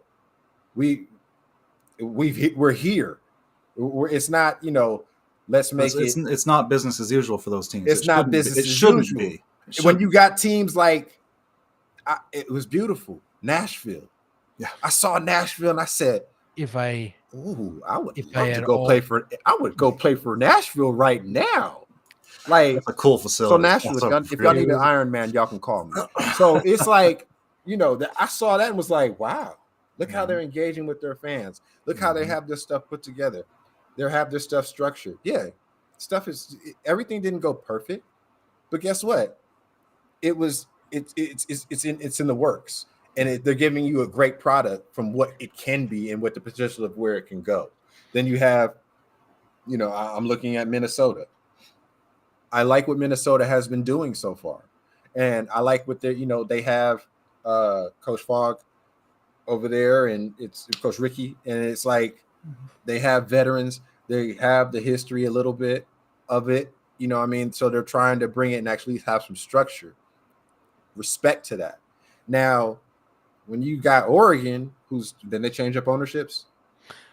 Then they have some stuff. They had some stuff moving around. Nearly a month ago, they had a lot of stuff, a lot of movement, a lot of stuff that was on the fly. Now, granted, I got to give Coach Chuck, from what he's done as far as literally having nothing and turning it into something, from what he's done with his previous league and team. Yes, that might be the standard from that previous team and league, how the quality was. But I honestly think that they're going to look at that, hear, and see what everyone is saying and have to step it up, or at least try to make an adjustment to step it up, because they're not in that league that they were in before. I really hope so. I mean, because this I isn't the like league. Coach Jones. He's a good Yeah. guy. He's done He's a lot of working the hard. upfront work getting this going. And He with has Keilman- done majority of the Mhm. upfront work. right. And what's amazing with Oregon, like, look, I'm that type of guy, and maybe you guys are too, where you scan through all the social medias, you see what's changing, and you kind of realize what's up. Oregon's situation still needs to get better, but the last 2 months they have started going and doing things better. It's not perfect, and I'm going to. So for those in the chat, do not take this as it is perfect. I am putting that out there right now. They are not there. Seeing a massive list of sponsors they put out a day before the game brought a smile to my face, because that means there's interest locally, and there is money at least going around in the organization that way. That was something that was a nice change to see. Getting players out in the community in Salem was really great. Utilizing Jordan Pouncey for his status to promote has been huge. They have stuff to work on, and we see some new people coming in later. And actually, it's amazing how many people are watching right now, according to our stream. It's nuts. We've addressed some things already. If you're joining in late, because I see some already rehashes about the Oregon walls and whatnot. Mhm. We're there with you. We are fully there. That is something they have to address. But yeah, the hope is it goes in the right direction. That's what we're trying to add there. It's not perfect at all. Just telling you. But pressure from you guys keeps them honest, is how it is. So, speaking of advertisers, the one thing that struck me, the one that blew my mind, honestly, was Salina. Did you take a look? So they got all their walls covered, ads, every wall, but then they got a whole second level of walls covered in ads. Salina's got it down. People criticizing these small 3 teams in Kansas. Look at those teams Some what Kansas they're teams doing. have got this figured They've out. been they've been around established though. forever. Mm-hmm. These teams have been established. They have the community backing. Now they just have, like I said before, you got the shield now. Now you have the top. Of course, anybody that knows arena football, you indoor football, any type of anything inside with football, arena football is the name that is the household name. So when you, of course, have teams that are coming from smaller markets, have the, you're putting a Oregon in the NFL. You know what I mean? People are going to be like, wait, they're not in that league that they were in before. That wasn't the Arena Football League. So they're in the league that we know about now. Mm-hmm. So we're going to come out. And then you have the businesses that are going to want to look at it because it's on a different level nationally. I don't know if a lot of these arena football fans are actually on Twitter. When you see the league having TMZ, Sports Illustrated, Bleacher Report, Jukes, you have these big multi-million impression platforms that gravitate internationally all over the world. Mm-hmm. Having and posting the Arena Football League, we have never had that before. Yeah, no. I was telling the league to put it on the power Twitter. of the shield too. Exactly. We never had that before. You got a whole movie from Kurt Warner now. Mm-hmm. And guess what? That's a whole new fan base that's coming that had no idea. Yep. So, I know we've talked a lot of stuff. I know. We could go all day with this. I could go all night long. I was already supposed to have like 2 other meetings. I was supposed to go. I'm over here side texting people like, hold on, sending the link. Y'all, wait. What's hilarious is I was going to use, if we didn't do as extensive on this, I was going to go basically to a cigar bar with a buddy from work and basically be like, hey, I'm just going to make you as my listening board today. You probably don't know what the hell I'm talking about, but I'm just going to vent and just take a few puffs and take a drink or two, and he'll just nod and be like, "Oh, listen, right? I totally get it. Arena football." Although I do have a buddy of mine at work that actually helped do the production for some of the Oakland Panther or the Bay Area Panther games. Oh wow! Not even joking. That is a real thing. So they had amazing. I was like, he was actually curious about the Bandits. I'm like, hey, I'll let you know. So, didn't they have a fight this weekend? It did, down in San Diego, yeah. The work in progress. Yeah.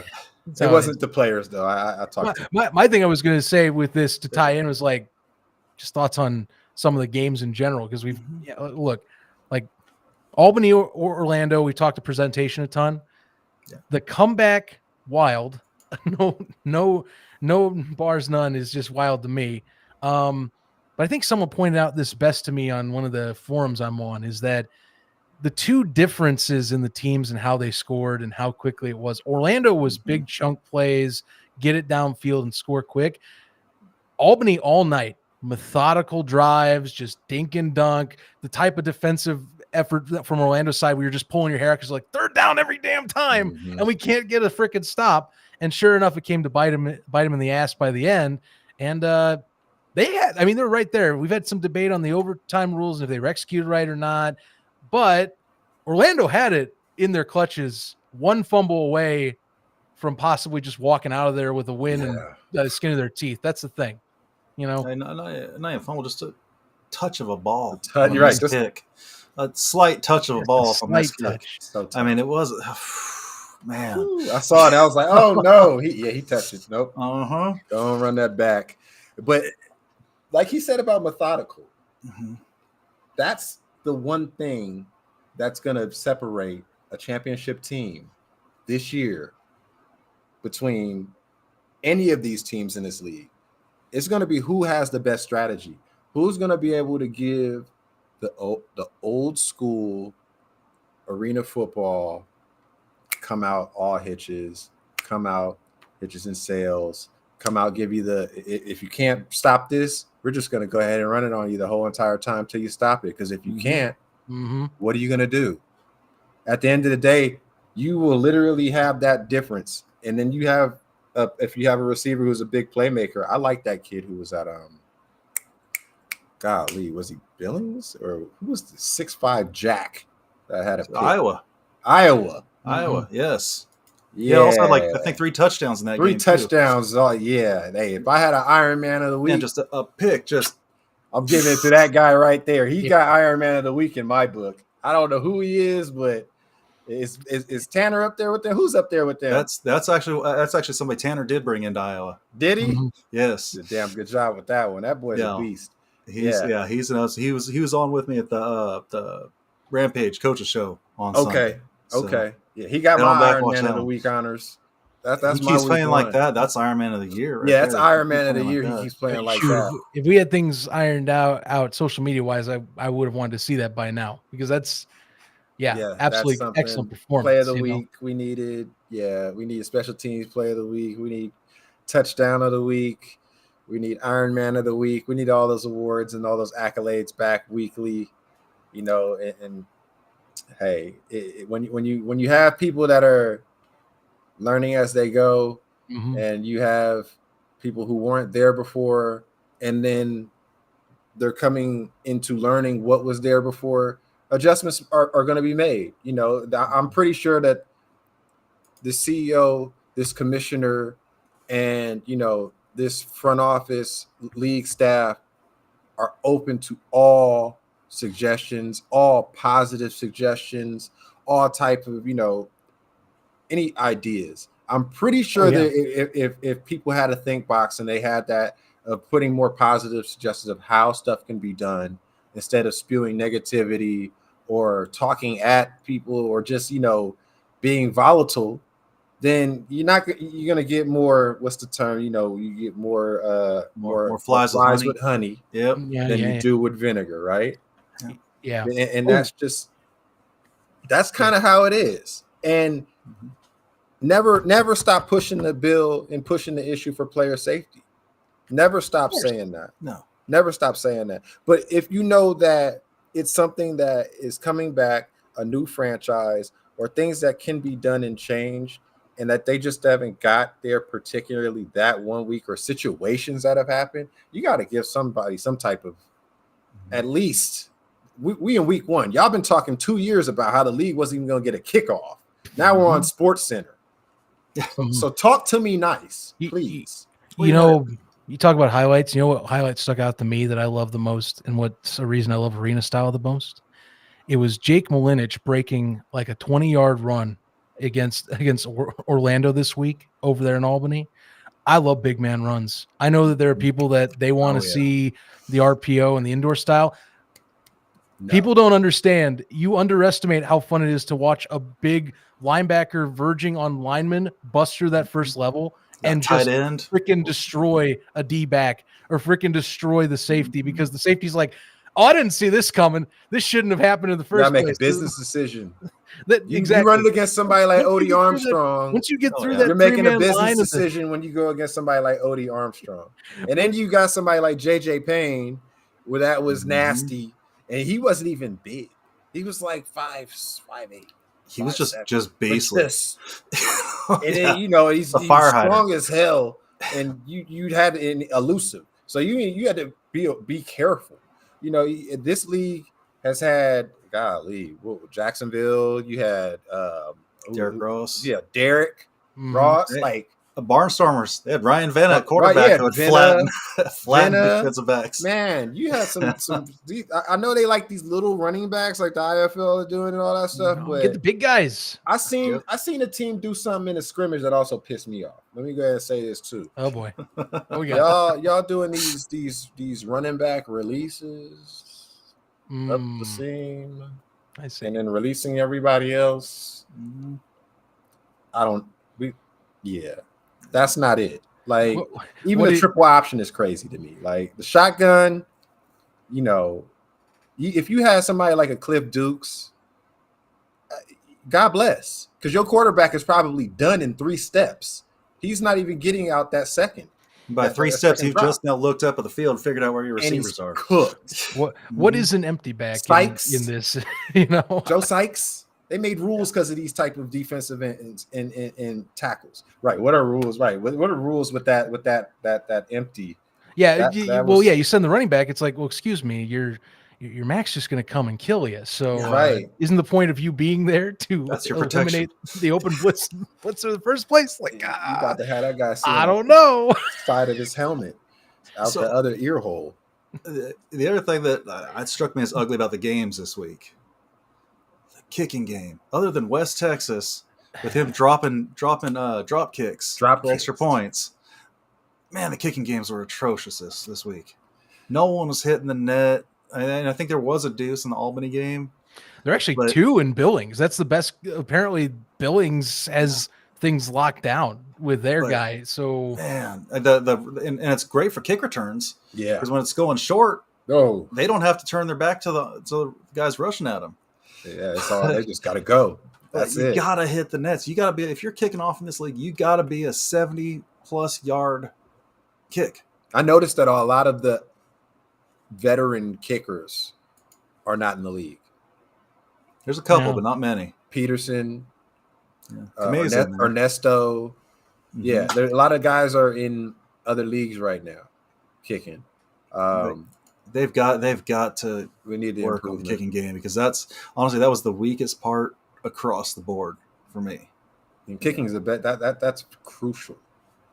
That's absolutely crucial to the arena. Well, now with the deuce too, especially you want to get those extra points. And the thing is, we talk again. You talk offline, and we're a community all knit together. There is a contingent of people that ask, "Do we really need nets?" And I'm like, I still vibe for them, but it's 100%. Like people go, well, you see, they don't if they don't hit the net, what's the point? I'm like, have you heard of a bar ball? Right. That comes down to the teams getting the kickers then. And the thing is, it's not like we don't have kickers in all the other leagues that are doing it. There are. But what I found fascinating is it used to be that I saw a lot more of these leagues that would, they'd be okay with kicking touchbacks. Recently, they're having kickers keep it in bounds. I'm like, interesting. Mm-hmm. I know a lot of you can kick it back there, but you're telling them not to give up the free yards now. Mm-hmm. Yeah, it's definitely. I wonder why.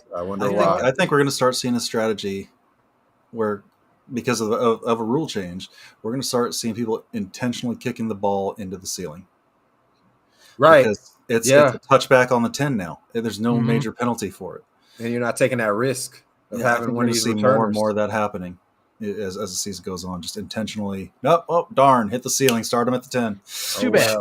Well, start y'all every time. Teams would exploit that type of stuff. Yeah, I mean, I don't know if those type of coaches are in this league, though. I don't know if this league has those type of coaches that'll really exploit, like Arizona, like Kevin Guys and those type of guys. Perea Talk makes a good point. I was actually shocked that Mark Orozco wasn't hitting him back there because, like in the NAL, he was the guy. And he was. I don't bring up conspiracy here, but the last time something like this happened, again, NAL experience, just bear with me. It was a football issue at the time. Now I don't want to bring it up that it's a football, but the last time in the NAL that happened, it came out that it was something with the bladder or the design of the football that would permit guys from like really whacking it down there. And I'm not going to say it's here, but I was shocked that Mark was not hitting them there. That's what surprised me. This is a new football. It's a newly designed football for this league. So maybe there is something to that. Maybe it is a little softer. It doesn't come off the same way. I mean, that's totally possible. That is very true. I haven't actually got to touch one yet, but and I can't speak on it because I don't have one in my hands. But that's the only thing I can compare it to was the 2022 NAL. They had to actually switch to old footballs because it was becoming that bad of an epidemic that they had to do it because they couldn't get deuces. That's a fair argument. Definitely something to look into. I mean, I've held it. It feels nice, but I'm not an expert when it comes to the materials and how all that works. So. Got you. Absolutely. I mean, run down the list. I mean, okay, so the Soul Voodoo, we know what that was. Voodoo were going to win, just period. That was a foregone conclusion. Before that game started. Wichita and Billings. Billings scored the most points out of everybody. 66 this week. Hell of a score there. And held Wichita to 26. Isaac Harker, he was putting up some good numbers, man. That guy. I know that Danny Southwick was the one that was talked about more, but he was raised my eyebrows when they signed him up, and sure enough, he's living up to the hype I was thinking he was going to get.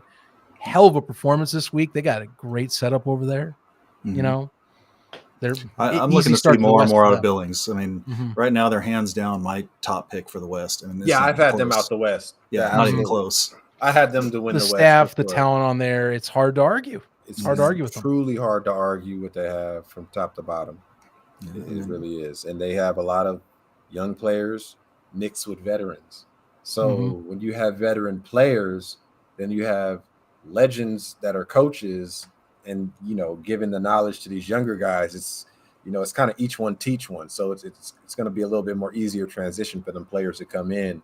And you never know. It might not be their year for that certain player, but they might be able to blossom into a superstar next year because they've had that tutelage from the players and coaches of the past, as opposed to other teams that are all figuring it out together. So that's definitely a big difference maker. Van with an interesting question about that setup, Oregon versus Washington. Coaches are walking through the Washington huddle between plays. Is that normal? No. I've never seen that before. I mean, that is. I mean, I never seen a corner blitz either. So the coach walked through the player huddle. That's what's being implied here. Wow. Yeah. Wait, which games had the fight? That was not that one. No. Orlando, and not a punch was thrown. Yeah, right.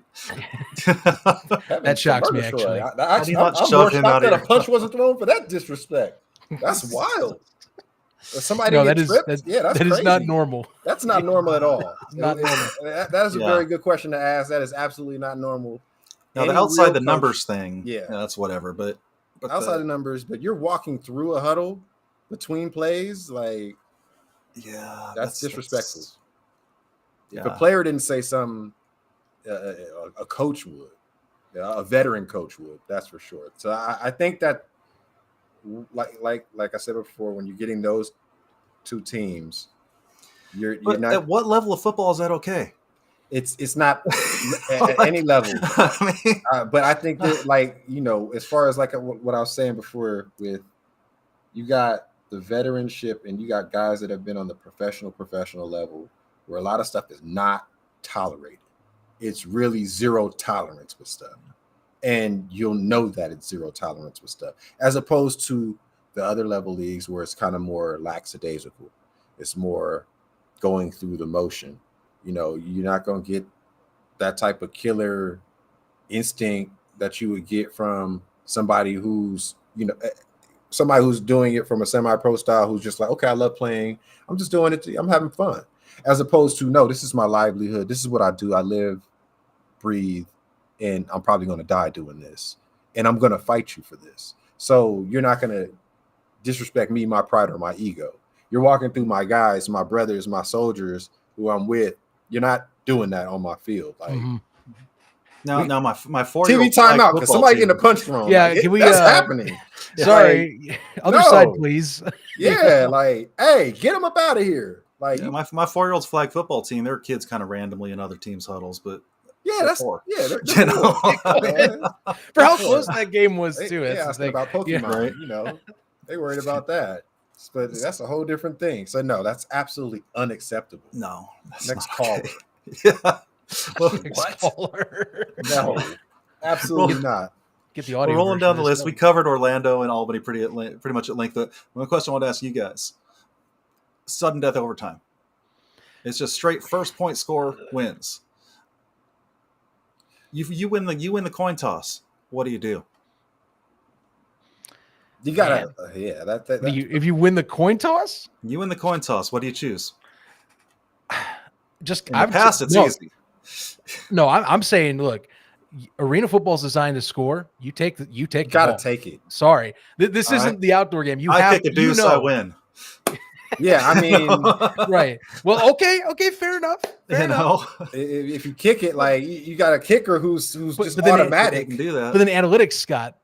So right now they're not in the favor. Now they're not doing it. Not in the favor, right? Yeah. That's going to become a thing, and yeah, it's something. I got a guy that's 6'5", 6'6" at Iowa. Throwing him a jump ball.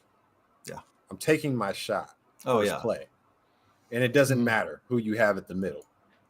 I just hate to lose it on a deuce. Oh man, yeah, you would hate to lose it that way, but you're good. You have to take the ball and you have to take your shot. The instant killing of Euro sales. Like, imagine we came back from 2 scores, freaking kick. Oh my god, they kicked off. Game was over. Kicked off. Game is over. Now the flip side of that, they got a bad kicker. They kick it out of bounds. That's a point for you. You win. You see, that's a whole.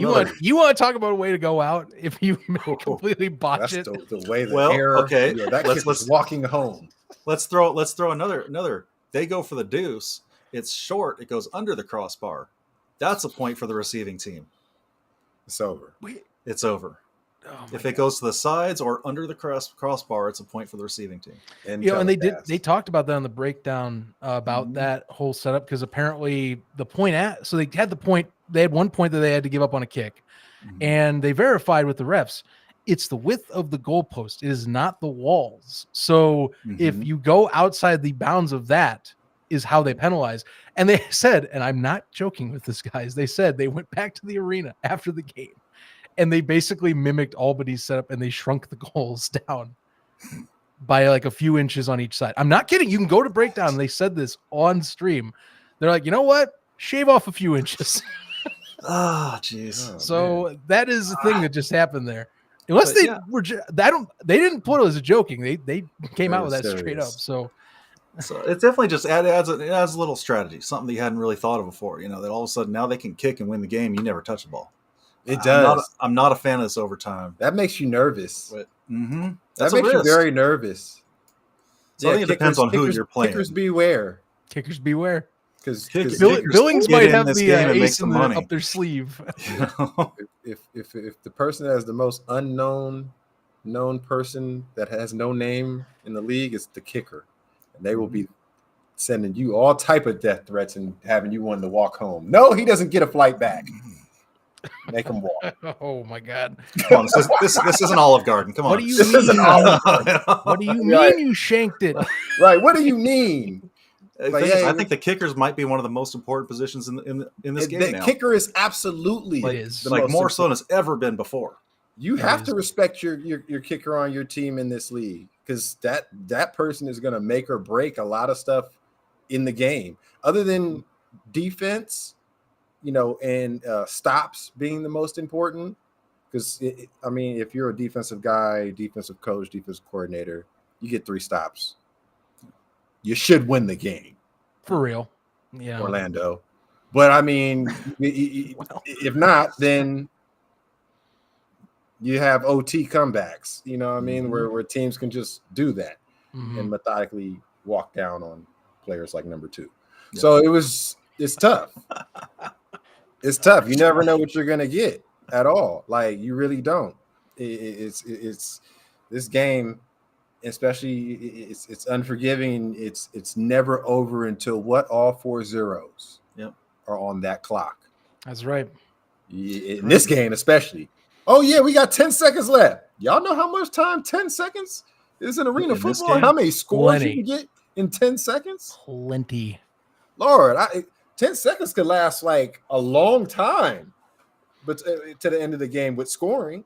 Yeah. Speaking of time here, I mean, no, we're here 2 hours now. We're going to need to wrap up. Oh, I didn't mean it like that. I was talking with the Fight Club hubs here, but yes, it's been an extensive show, but it's been a good time. I love it. I'm having a blast, guys. Anytime. But I don't know on the timing. Actually, it's one part of the rule. I don't know timing for the overtime. As far as I know, it's a quarter, but I don't know that it matters ultimately. So someone did pull up and this is what drives me nuts because they haven't updated, but the league did drop a copy of the rule book and then redacted, pulling it back, and they haven't posted one up that has, apparently they left some errors with some of the NAL rules they copy pasted and didn't change the NAL stuff. But yes, equipment typos and things I've read the screenshot. It's supposed to be 5 minutes. After 5, the other side gets a kick. I'm hoping that's addressed. You know, that I will say. You don't think about it in the moment. It made entertaining TV, but yeah, it wasn't executed correctly according to the old version. I do not know if the new version is like that because no one has put a new version. But and they scored 118 points in regulation and then took 10 minutes to score. That's crazier to me. No one did the sudden death until like the last minutes. Yeah, that's wild. All right, let's keep rolling through these games. We got Iowa at Rapid City. Iowa easily looked like the outclass right there. And look, I've loved Rakeem Cato since he's done anything in the NAL, whether it's with the Orlando Predators, when it was with Fayetteville last year. The guy's gotten the arena style down year over year. Thing is, can we see him stay healthy and, finish a full season? Because he's got it down easily. They have the right guy behind center. Scott, I believe you brought up when us talking off show, getting ready, that he's not as much acute with the intermediates. He doesn't settle enough for the intermediates sometimes, but his deep ball passes, they are pretty. They are pretty, Well, and again, AFL experienced coaches. That too. Top to bottom. Helps me have Donovan Morgan being your play caller right there. Well, it helps a lot. The one person I haven't heard much talked about on that roster, Damian Harrell's son, plays for the Iowa Rampage. I'm sorry? Damian Harrell. Mm-hmm. I'm sorry? Yeah. He plays for the Iowa Rampage. Big time son? What? Mm-hmm. His son? Yeah. Wow. That's right. And that's talking about some legacy right there. Well, that's one of the greats. Like, he's only being taught by Donovan Morgan. So I mean, I'm sorry. Harold was definitely before Demo for me because Demo is my era. He's my peer. But yeah, Damian Harold was like. I mean, they were the same guy. Different eras, the same guy, ultimately. Exactly. But Eddie Brown, like Damian Harold was Chris Jackson. That when you think of, those guys, Sip, obviously, TT, like the greats. Harold is wild. We had a lot of legacies that got picked up this year, I guess. T.O.'s son, Frank Gore's son, Jerry Rice's son. I'm waiting to hear Mikey Hohensy's got to be signing somewhere. Right. Mike Hohensy's son is somewhere. Because he balled out in Northwest Missouri. He had his pro day and everything. He was doing his thing this year. Hopefully he gets to look. Absolutely. It's so many legacies. Oh, yeah. Oh, my gosh. That's amazing. Well, I mean, look at Stingley. Yeah, no, look at Trey. Yeah, look at that Stingley. Like, third pick of the draft. Yeah. Let's be for real. The kid is just 3 generations of greatness. Ballers. Yeah. Oh, grandpa, dad, and son. Like, you can't beat that. That's wild. You can't beat that. Like absolutely, it's amazing what he's doing right now. It's just like you said with the legacies and just like Hohensee and just the being able to follow and see everyone. Filia's son just committed to Texas State. Even in the beginning, he had an offer from Clint Dozell. Mm-hmm. So at that would have been fun. You know what I'm saying? Right? So Dozell asked him to come in. He offered him, and it's like it's still arena football family. And you got so many guys that are coaching Division I football right now. Mm-hmm. Zarnell Finch, Nick Hill is the head coach at SIU. Hey, the Chiefs offensive coordinator. Yeah, you got the Chiefs. Yeah, bingo. So it's sorry, Zach. I know you're a Bears fan. It's okay. I can't. Eventually, something's gonna stumble. Not my so way. much history though. It's amazing to see it. It's just how it is. And I know, and before anything, you said about guys getting opportunities outside of it. Prime example was Jason Jones, Coffee. Mm-hmm. Yeah, he had an amazing opportunity outside of football. He was his my old roommate, and we're from the same area. May he rest his soul. Exactly. It's a shame. He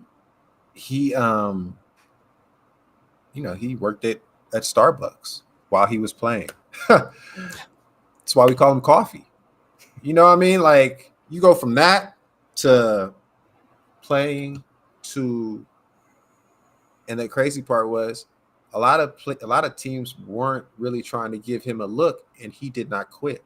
Mm-hmm. And then the teams that did give him a look, he took every opportunity and made it happen every single time, and then ends up working for Jaws. And then being Jaws' right hand.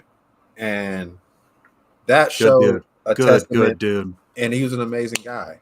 Shows a testament of what his work ethic and what just the league and somebody having an opportunity with this league and what it was created to do something else. Because who knows? Speaking of Philly and opportunity, how about Bogle?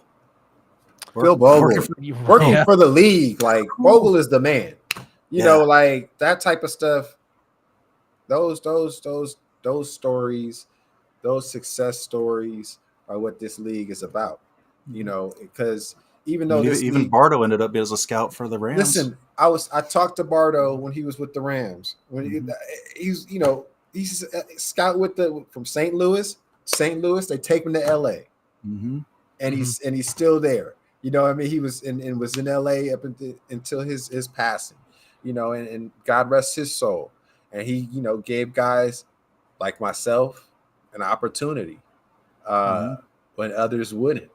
That's what this league has done.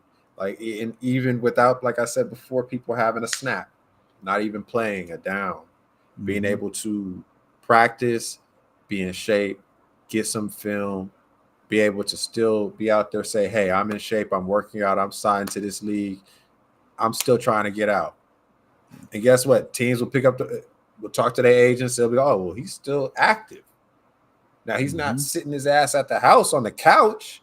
No. He's up running around. He's in a league. He's in a pro league. He's practicing every day. All right. Like he's ready. You need somebody now. He's ready. He's ready. You have that opportunity to stay ready. Mm-hmm. In the honorable words of Sugar Free, you ain't got to get ready. We stay ready. Or if you're in the South, you say TTG. You train to go. That's how it is. Like that's what this league has given guys like myself an opportunity to do, and it should continue to do that. Other teams. What's the other games coming up? Well, I was going to say Iowa's the only road team to win this week. Right. I didn't actually realize exactly. that. Home games, home teams dominated the markets this week. Yeah.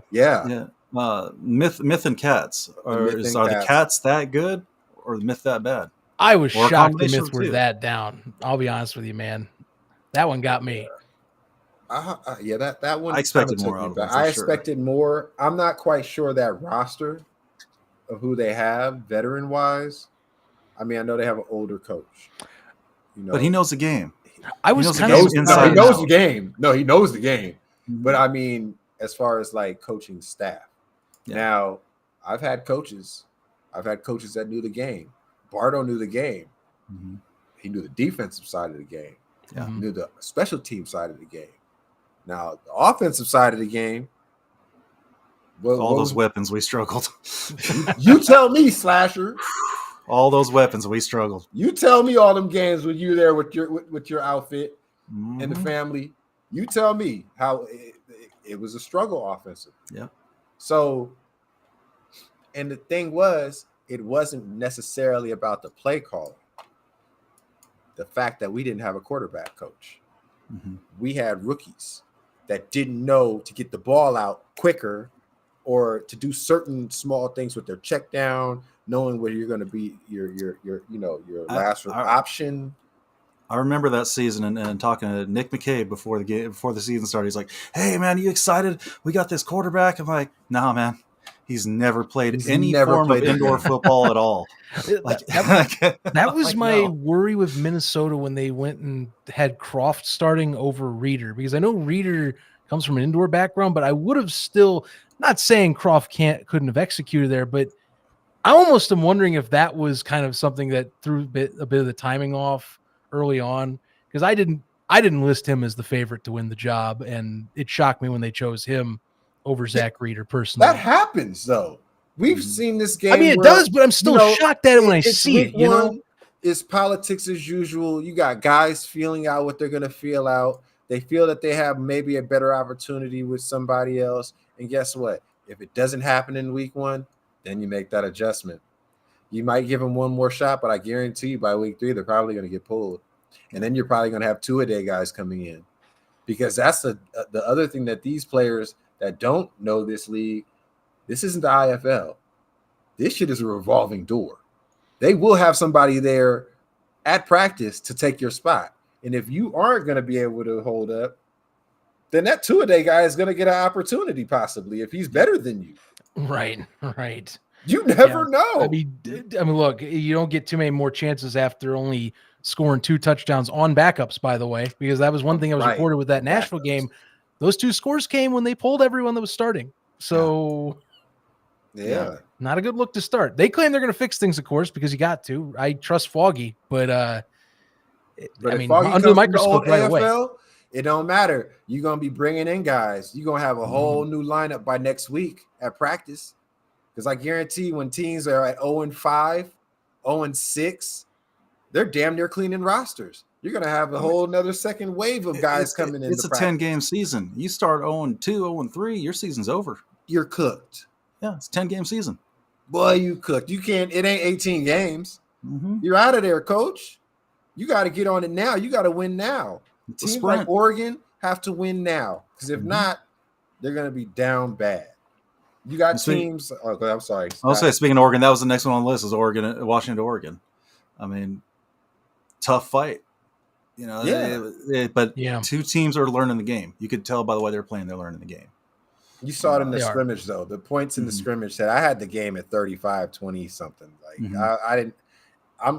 If Oregon scores over 50 points, then they might be starting to understand it a little bit. I mean, I was surprised it was 40-47. I was thoroughly surprised. I gave them the less benefit of the doubt that they would even score 40. Yeah, I didn't even expect them to score that much. So that's not that they're not quality players, not that they're just not knowledgeable guys. It's just it's a different game. Different game. You got to learn the game, and it takes a while. Exactly. It takes a while. You're not going to get it week 1. You're not just going to be able to come in there. I've seen super teams come in and shit the bed. In Dallas. Dallas. Bossier. I mean, you got all super vets, Arena Bowl, Hall of Fame, and guys couldn't even put it together. And it was amazing. You know, so like I said, anything is possible. Anything can happen. And this league, I wonder what Minnesota is going to bring out with them having a veteran coach, how they're going to respond. It'll be very interesting to see what they come back with. I mean, yeah. first home game too. You want to impress the audiences out there In that at beautiful Target Center arena. right away. In I know, that right? beautiful arena. Seriously. What? My God, the fact they got that land knocked down is incredible. So Target Wow. Center. Yeah. Target Center, right. I love what Nashville is doing. I love what Mhm. Minnesota is doing. They for me, if any team that comes in or comes back from, from being out of the Arena Football League and they're doing it like this, I love it. Kudos to Jeff Fisher and that whole entire Nashville Cats organization, how they're handling and presenting themselves as a franchise. I love it. Minnesota also Did everything right lead up. everything right. Everything. The crowd was into it. The freaking field looks incredible. I mean, the atmosphere On a busy weekend. I know. I haven't gone 5-5 this season though. Yeah. So it's Fisher. Yeah. So, So I'll tell you one thing though, a lot of stuff like record does help with getting people in the door, and good teams do. But I'll tell you what, a good promoter gets people in too. That's the one. key. I will say, Orlando fans know that very well because they have had some rocky years in terms of like performances, but their Hot numbers tubs, in blow up dolls. Yeah. That works in Orlando. Star Wars. Crazy John Chaney has done an excellent job with getting that attendance back in the 3 years that he has been part owner to now full owner of that franchise. Good ownership and investment locally helps a ton too. Goes a long way. Nashville knows that very well. You can see that. A very long way. Absolutely. So 2 more games from last week. We got Southwest Kansas at Salina. That to me is very similar to the Washington-Oregon matchup. Yeah. A little more crafted, I think, than Washington-Oregon, but it's 2 indoor teams still learning the game ultimately. It felt like Salina should have walked away with it. I was surprised that Southwest Kansas pulled within 3 points at the end because it felt like it was Salina's to lose in the fourth quarter. Yeah, I think Southwest Kansas has some athletes. Who's their head coach there again? Is it O'Neill? In which one? In Southwest? Southwest is O'Neill's in Salina. Southwest. He's in Salina? Is, okay. So I'm looking up right now because I'm totally drawing a blank myself. Gary Thomas. Yeah, Gary Thomas. And he doesn't have any experience. He has no experience. And he brought in a lot of outdoor guys. He brought a lot of XFL guys. Yeah. So yeah, for that sake, they got athletes. I think they're going to be a freight train. Yeah, they're going to start off slow, but by the end of the season, they're going to be. They're going to catch up. They're going to catch on. It's a 10-game season. It's probably too late at that point. Not enough games. If this was 18 games, it would really be an interesting prediction on who would end who would end there. Yeah. Who would catch on and who would fail and who would drown. And I think it would be a very big surprise that it wouldn't be who we would expect. No, you definitely see teams like the Southwest Kansas just gain that momentum and those athletes kicking in going, oh, now I get this. Right. Just running over people. Right. Oh, okay. I take an inside release instead of an outside release and getting myself covered every time. So I'd love to do that. Next year, I think the play is going to be phenomenal across the board because we're going to have that base of players that know how to do this now. Just keep reiterating it. Yeah. That's what you can do. That's all you can do. That's it. I mean, I had to learn. I had to, I was, grateful that I did the developmental side, even though I was going to be with the Voodoo when they were still owned with the Saints, but I had to go through the deuce and learn from Coach Stingley and learn from, the PJ Berries and the Antoine Savages, and a lot of other big players. And the deuce was a good time. They had guys, man. They had, Wilkes-Barre, Scranton. Yeah. We had some teams that probably would rock some AFL teams right now, honestly. Oh, yeah. Oh, without a doubt. Because everybody was making that jump to go back down, too, when it was like, okay, well, if I'm not doing this, then, all right, I'm going to go right back to the crib. So, and play and be able to play. But, yeah, it's definitely, for sure, I had to learn how to slow down. I did not know how to slow down. That's what my issue was playing in arena football, because you're not playing in 100 yards. If you run a 4-3-1 electronic, doesn't really mean much when you can't, go beeline like 70 something yards or run a route. Then it comes to route running. When you're stemming and you're running a sail or you're running a PCP or a dragon, different routes. Like, you have to learn how to slow, throttle, speed, like phony accelerate. You have to actually learn. Speed will mess around and get you decapitated in this league. I've had it happen on NFL Network. I've got on ESPN. I got blown up when I was in Spokane first time, and it was on TV. Worst feeling. Gotta have that short memory. Gotta have that short memory. Worst feeling ever. Yeah, short memory. I don't even remember what the name of the quarterback was that just sold me out. It's CTE right now. Y'all gonna have to give me a minute. And which team? Spokane. Was it Raleigh? It wasn't Raleigh, was it? No, it wasn't Kyle. It was oh my gosh. He was a backup.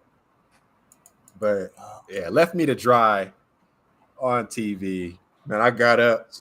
I laid on that ground for a second. I said, "Boy, get your ass up off that TV. You on HD right now. You are in 4K. You're not getting embarrassed. Get up and walk off." I had to walk off.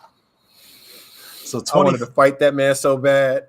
This the Deuce or this is 2015? Spokane. This is 2015. So they had a bunch of quarterbacks that year. Yes, we did. That's what I'm trying to tell you. Yeah, Warren Smith, Arvell Nelson, Carson Kaufman, Danny Kaufman Southwick. did it. Kaufman? Oh, he was a Kansas City guy too. It wasn't Arvell or Warren. It was Kaufman. Southwick was there. Jared Brown. Arena Football League. What the heck, man? Listen, 4.21. You hear how many of those quarterbacks we had that are starters in that one team? Arvell, Warren, golly, Truesdale. Yeah, man. You just run down that roster was that ridiculous. roster was nasty. Carter. Mm-hmm. Oh man, Mike Washington. Mm-hmm. Sergio, yeah, like just Dodd Masters, that was Rashad. Oh man, James, man, we had. that was a fun team. Micah. Always love Micah. Micah King. Hey, yeah. Listen, I wish that we had the film from those games from 2012 to 2018. Like, we had a lot of good players. There was a lot of stuff that was going on, but for some reason, there's none of that footage. Arena fans, I've never seen any footage from any of the TV games. There's stuff out there. Not from 12. Oh, from 12, 12? Go back a little bit. Nah, there's not. That's what I'm saying. Like 11, 12, 13, 14, we were limited. Very limited. 15, we didn't start getting stuff. Nifty TV used to have a channel that played all those old NFL Network games. Right. And we all the stuff that you're seeing are either super old or stuff is now like going towards 2017, 18, 19. Like, the history. But learn the history, y'all. Learn y'all history of arena football. Love the game. Learn these players, because a lot of them want to come back. A lot of these, they're looking at this though. I mean, Brian Villanueva's back. Right, you got Brian. Back. How old is he now? 45 or almost 45. 45? Yeah. He's either 45 or almost. Yeesh, they about to get Venna back if that's the case. Right. My dog, I love you. You bring all the old Barnstormer quarterbacks back. Venna. You already know, right? Exactly. Man, they're gonna start bringing them all back out of retirement. Guys gonna be popping up out the woodworks. Hey, you know what? More power to him. I told Tanner the other day. I said, I woke up my shoulder hurting because I slept too still. I can't imagine him at my age going out there playing quarterback. I'll tell you this: some checks clear, you're gonna see a lot more players pop up that haven't been there. Right. So, all right, one last game. I was gonna say, James, this has been a hell of a ride. I actually do need to jump though. No, I love y'all, man. I've been having fun. So, hey, I could do this all night. Like I said, let me know anytime y'all want me on. I'll pop back in. I'll come on anytime y'all holler at me. The fans, man, y'all interact. I'll interact. I'll talk back. It's always great. I always love doing this type of stuff. I'm just happy that we're able to do it. Yeah, I'm happy that the league is back. I'm happy that we're able to even have something to talk about. This has been the most that we've talked about arena football in my 12 years of playing, or being around it professionally, 11, 12, whatever. As long as it's been, chop it up. That's all I can tell you. And especially in this manner. Yeah. Especially in this manner. You guys got comments? Let's just do picks for this week. Okay. You know what? Screw it. Yeah. Nashville at Albany. I'm going Albany. Just Albany. Minnesota's performance has me putting pause on the Nashville discussion. I am going Albany though. That's my pick. Yeah, I'm gonna go Albany this week with that one against Nashville. I think it's gonna be they're probably gonna, definitely show them a welcome to the AFL type of welcome party. But I think that Nashville is definitely going to hold their own and compete. Be a good game. It's going to be a good game. I think they're going to at least say, "Hey, we're not laying down." Yeah. No. And I think that's what a lot of teams like Albany and Orlando kind of have, that complex of, we're just going to, if we're not playing against each other, then anybody else, we're just going to roll through everybody. We're going to roll through everybody. I think some teams are going to punch them in the mouth and say, "Hey, we still here. We can play too." So I'm right there with you guys. So Albany, especially at home, definitely. That too. Iowa and Dodge City at Southwest Kansas. Gotta go Iowa. I gotta go Iowa. Yeah, it's Southwest Kansas hasn't found their game yet. As of right now, I think just the veteranship and got the coaching staff, and they'll have them right, and probably able to exploit Southwest with stuff that they probably have no idea that they can be exploited with. And film will show that this week also. Mac linebacker, I think, is going to be huge for Iowa. Mm-hmm. Yeah, so that's another thing. Film. These teams had no film week one. You have film to see tendencies now, what this person is doing bad and what this person is not doing, and what we can actually. There's no guessing. There's no guessing, and for those that know, are going to exploit it, and those that don't know are going to have to try to figure it out. Right. That's the difference maker. Mm-hmm. So Iowa, of course. Yeah. Billings at Oregon. I think that's amazing, no-brainer. But I think Billings, but I mean, that's one of those. I think Oregon will play a lot more competitive than what Wichita showed last week. Oh yeah. I mean, credit to they're at home. Keep in mind, but I still got Billings, even with the shallow roof, and it's going to be a challenge to not have your kicker as probably much of a weapon as they were in their own home venue. But Billings offensively should be able to take care of business. Yeah, I agree. I just see that Billings is going to be able to have a one-up on Oregon, being that they have the experience of, Coach Bonner, Coach Walker. Then you have eyes on field with veterans like Danny Southwick. That's a player coach. Yeah. So it's kind of like, when you're playing more chess moves, as opposed to Oregon's coaching staff that only has Coach Miles, who has the AFL experience, and everybody else is coming in learning as they go. So I think Oregon has a lot of potential to be good. Once they get the game down, once they figure it out, they can be definitely deadly on the West Coast in that West division. But Billings right now is just Billings is good. It's the cream of the crop for the West that they got. Yeah. That's what you're going to get. Easy good. 100%. Now this one's interesting. Georgia Force at Louisiana Voodoo. Tough call, because again, Voodoo playing, unfortunately, a sub team is the thing. Hard to say. I did like what Georgia was able to show late against West Texas. I was surprised at how they were able to keep it, how they were able to at least come back a little bit and get a few late scores against starters. I'm probably going to lean Louisiana. I still like a bit more of their roster better. And I think Chase Forcade did show out reasonably from the video I had seen from that game. Again, not broadcasted. That, and I also like that Kerry Starks seems like he's re-energized. He had a bit of an off year last year, and some, in kind of where he was skipping around to NAL reasons, of course, IFL then going over. But I'm going to go with the Voodoo. I'm leaning that way. Georgia's got a few things to figure out, and I think I trust. I don't know. I just trust Louisiana a bit better with who they have on staff personally.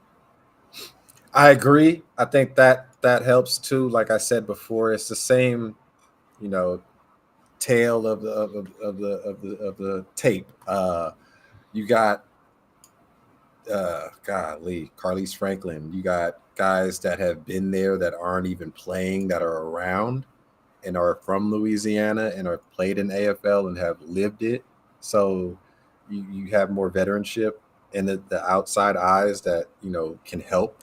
That's a major difference as opposed to a team like Georgia. We don't know what they have. Right. We literally have no and they idea. just put their team together. And they just put it together. So it's like, regardless if they've been playing for a long time, you know, wherever else, coming to the AFL, learning the rules, learning the, you know, the strategy, the scheming, that's kind of hard to do when, you know, you don't necessarily know how to execute it or where to put it. You might know of it, but Right. you don't know where to place it. If that, you know. My head's saying Louisiana, my heart's saying Georgia. I have Louisiana unless Georgia just comes out with raw athleticism. And you got Coach Rock. You got Coach Rock in Georgia. The guy knows the game. You know, how much is that going to bleed in? You know, so right. I want it for Georgia for some reason. For some reason, my heart says Georgia. I should probably pick Louisiana, but I'm gonna go Georgia. Gents, I don't mean to rush, but I know you got to run. I'm actually like now late for something. But give me rapid fire picks. That's all I want. Right. Give me my last two. And West Texas and Orlando. Orlando, but it's going to be one of the best games, if not the best game of the week, because I like West Texas. Definitely going to be competitive. Give me the other two. Rapid City at Washington. Washington, surprisingly. I actually have Washington. Okay. I got Rapid City. Mm-hmm. Philadelphia Sold, Minnesota Myth. Minnesota, because I have no idea what the hell Philadelphia has, even though there is now apparently a new owner of Philadelphia. So I don't know enough about the guy, but just somehow they have a new owner. But it's Minnesota. And Salina at Wichita. Salina. I don't have to explain myself. Salina. Guys, have a good one. You two debate. Thank you so much. It was a blast tonight. Absolutely. Looking forward to next week. Yes. Next week will be a blast. I will be back. See you guys. All right. And it is getting late for me too. It's already 10:50. All right. Thank you all for coming. Great crowd. We will be doing this weekly. So hope to see you all then. Take care and we'll be back.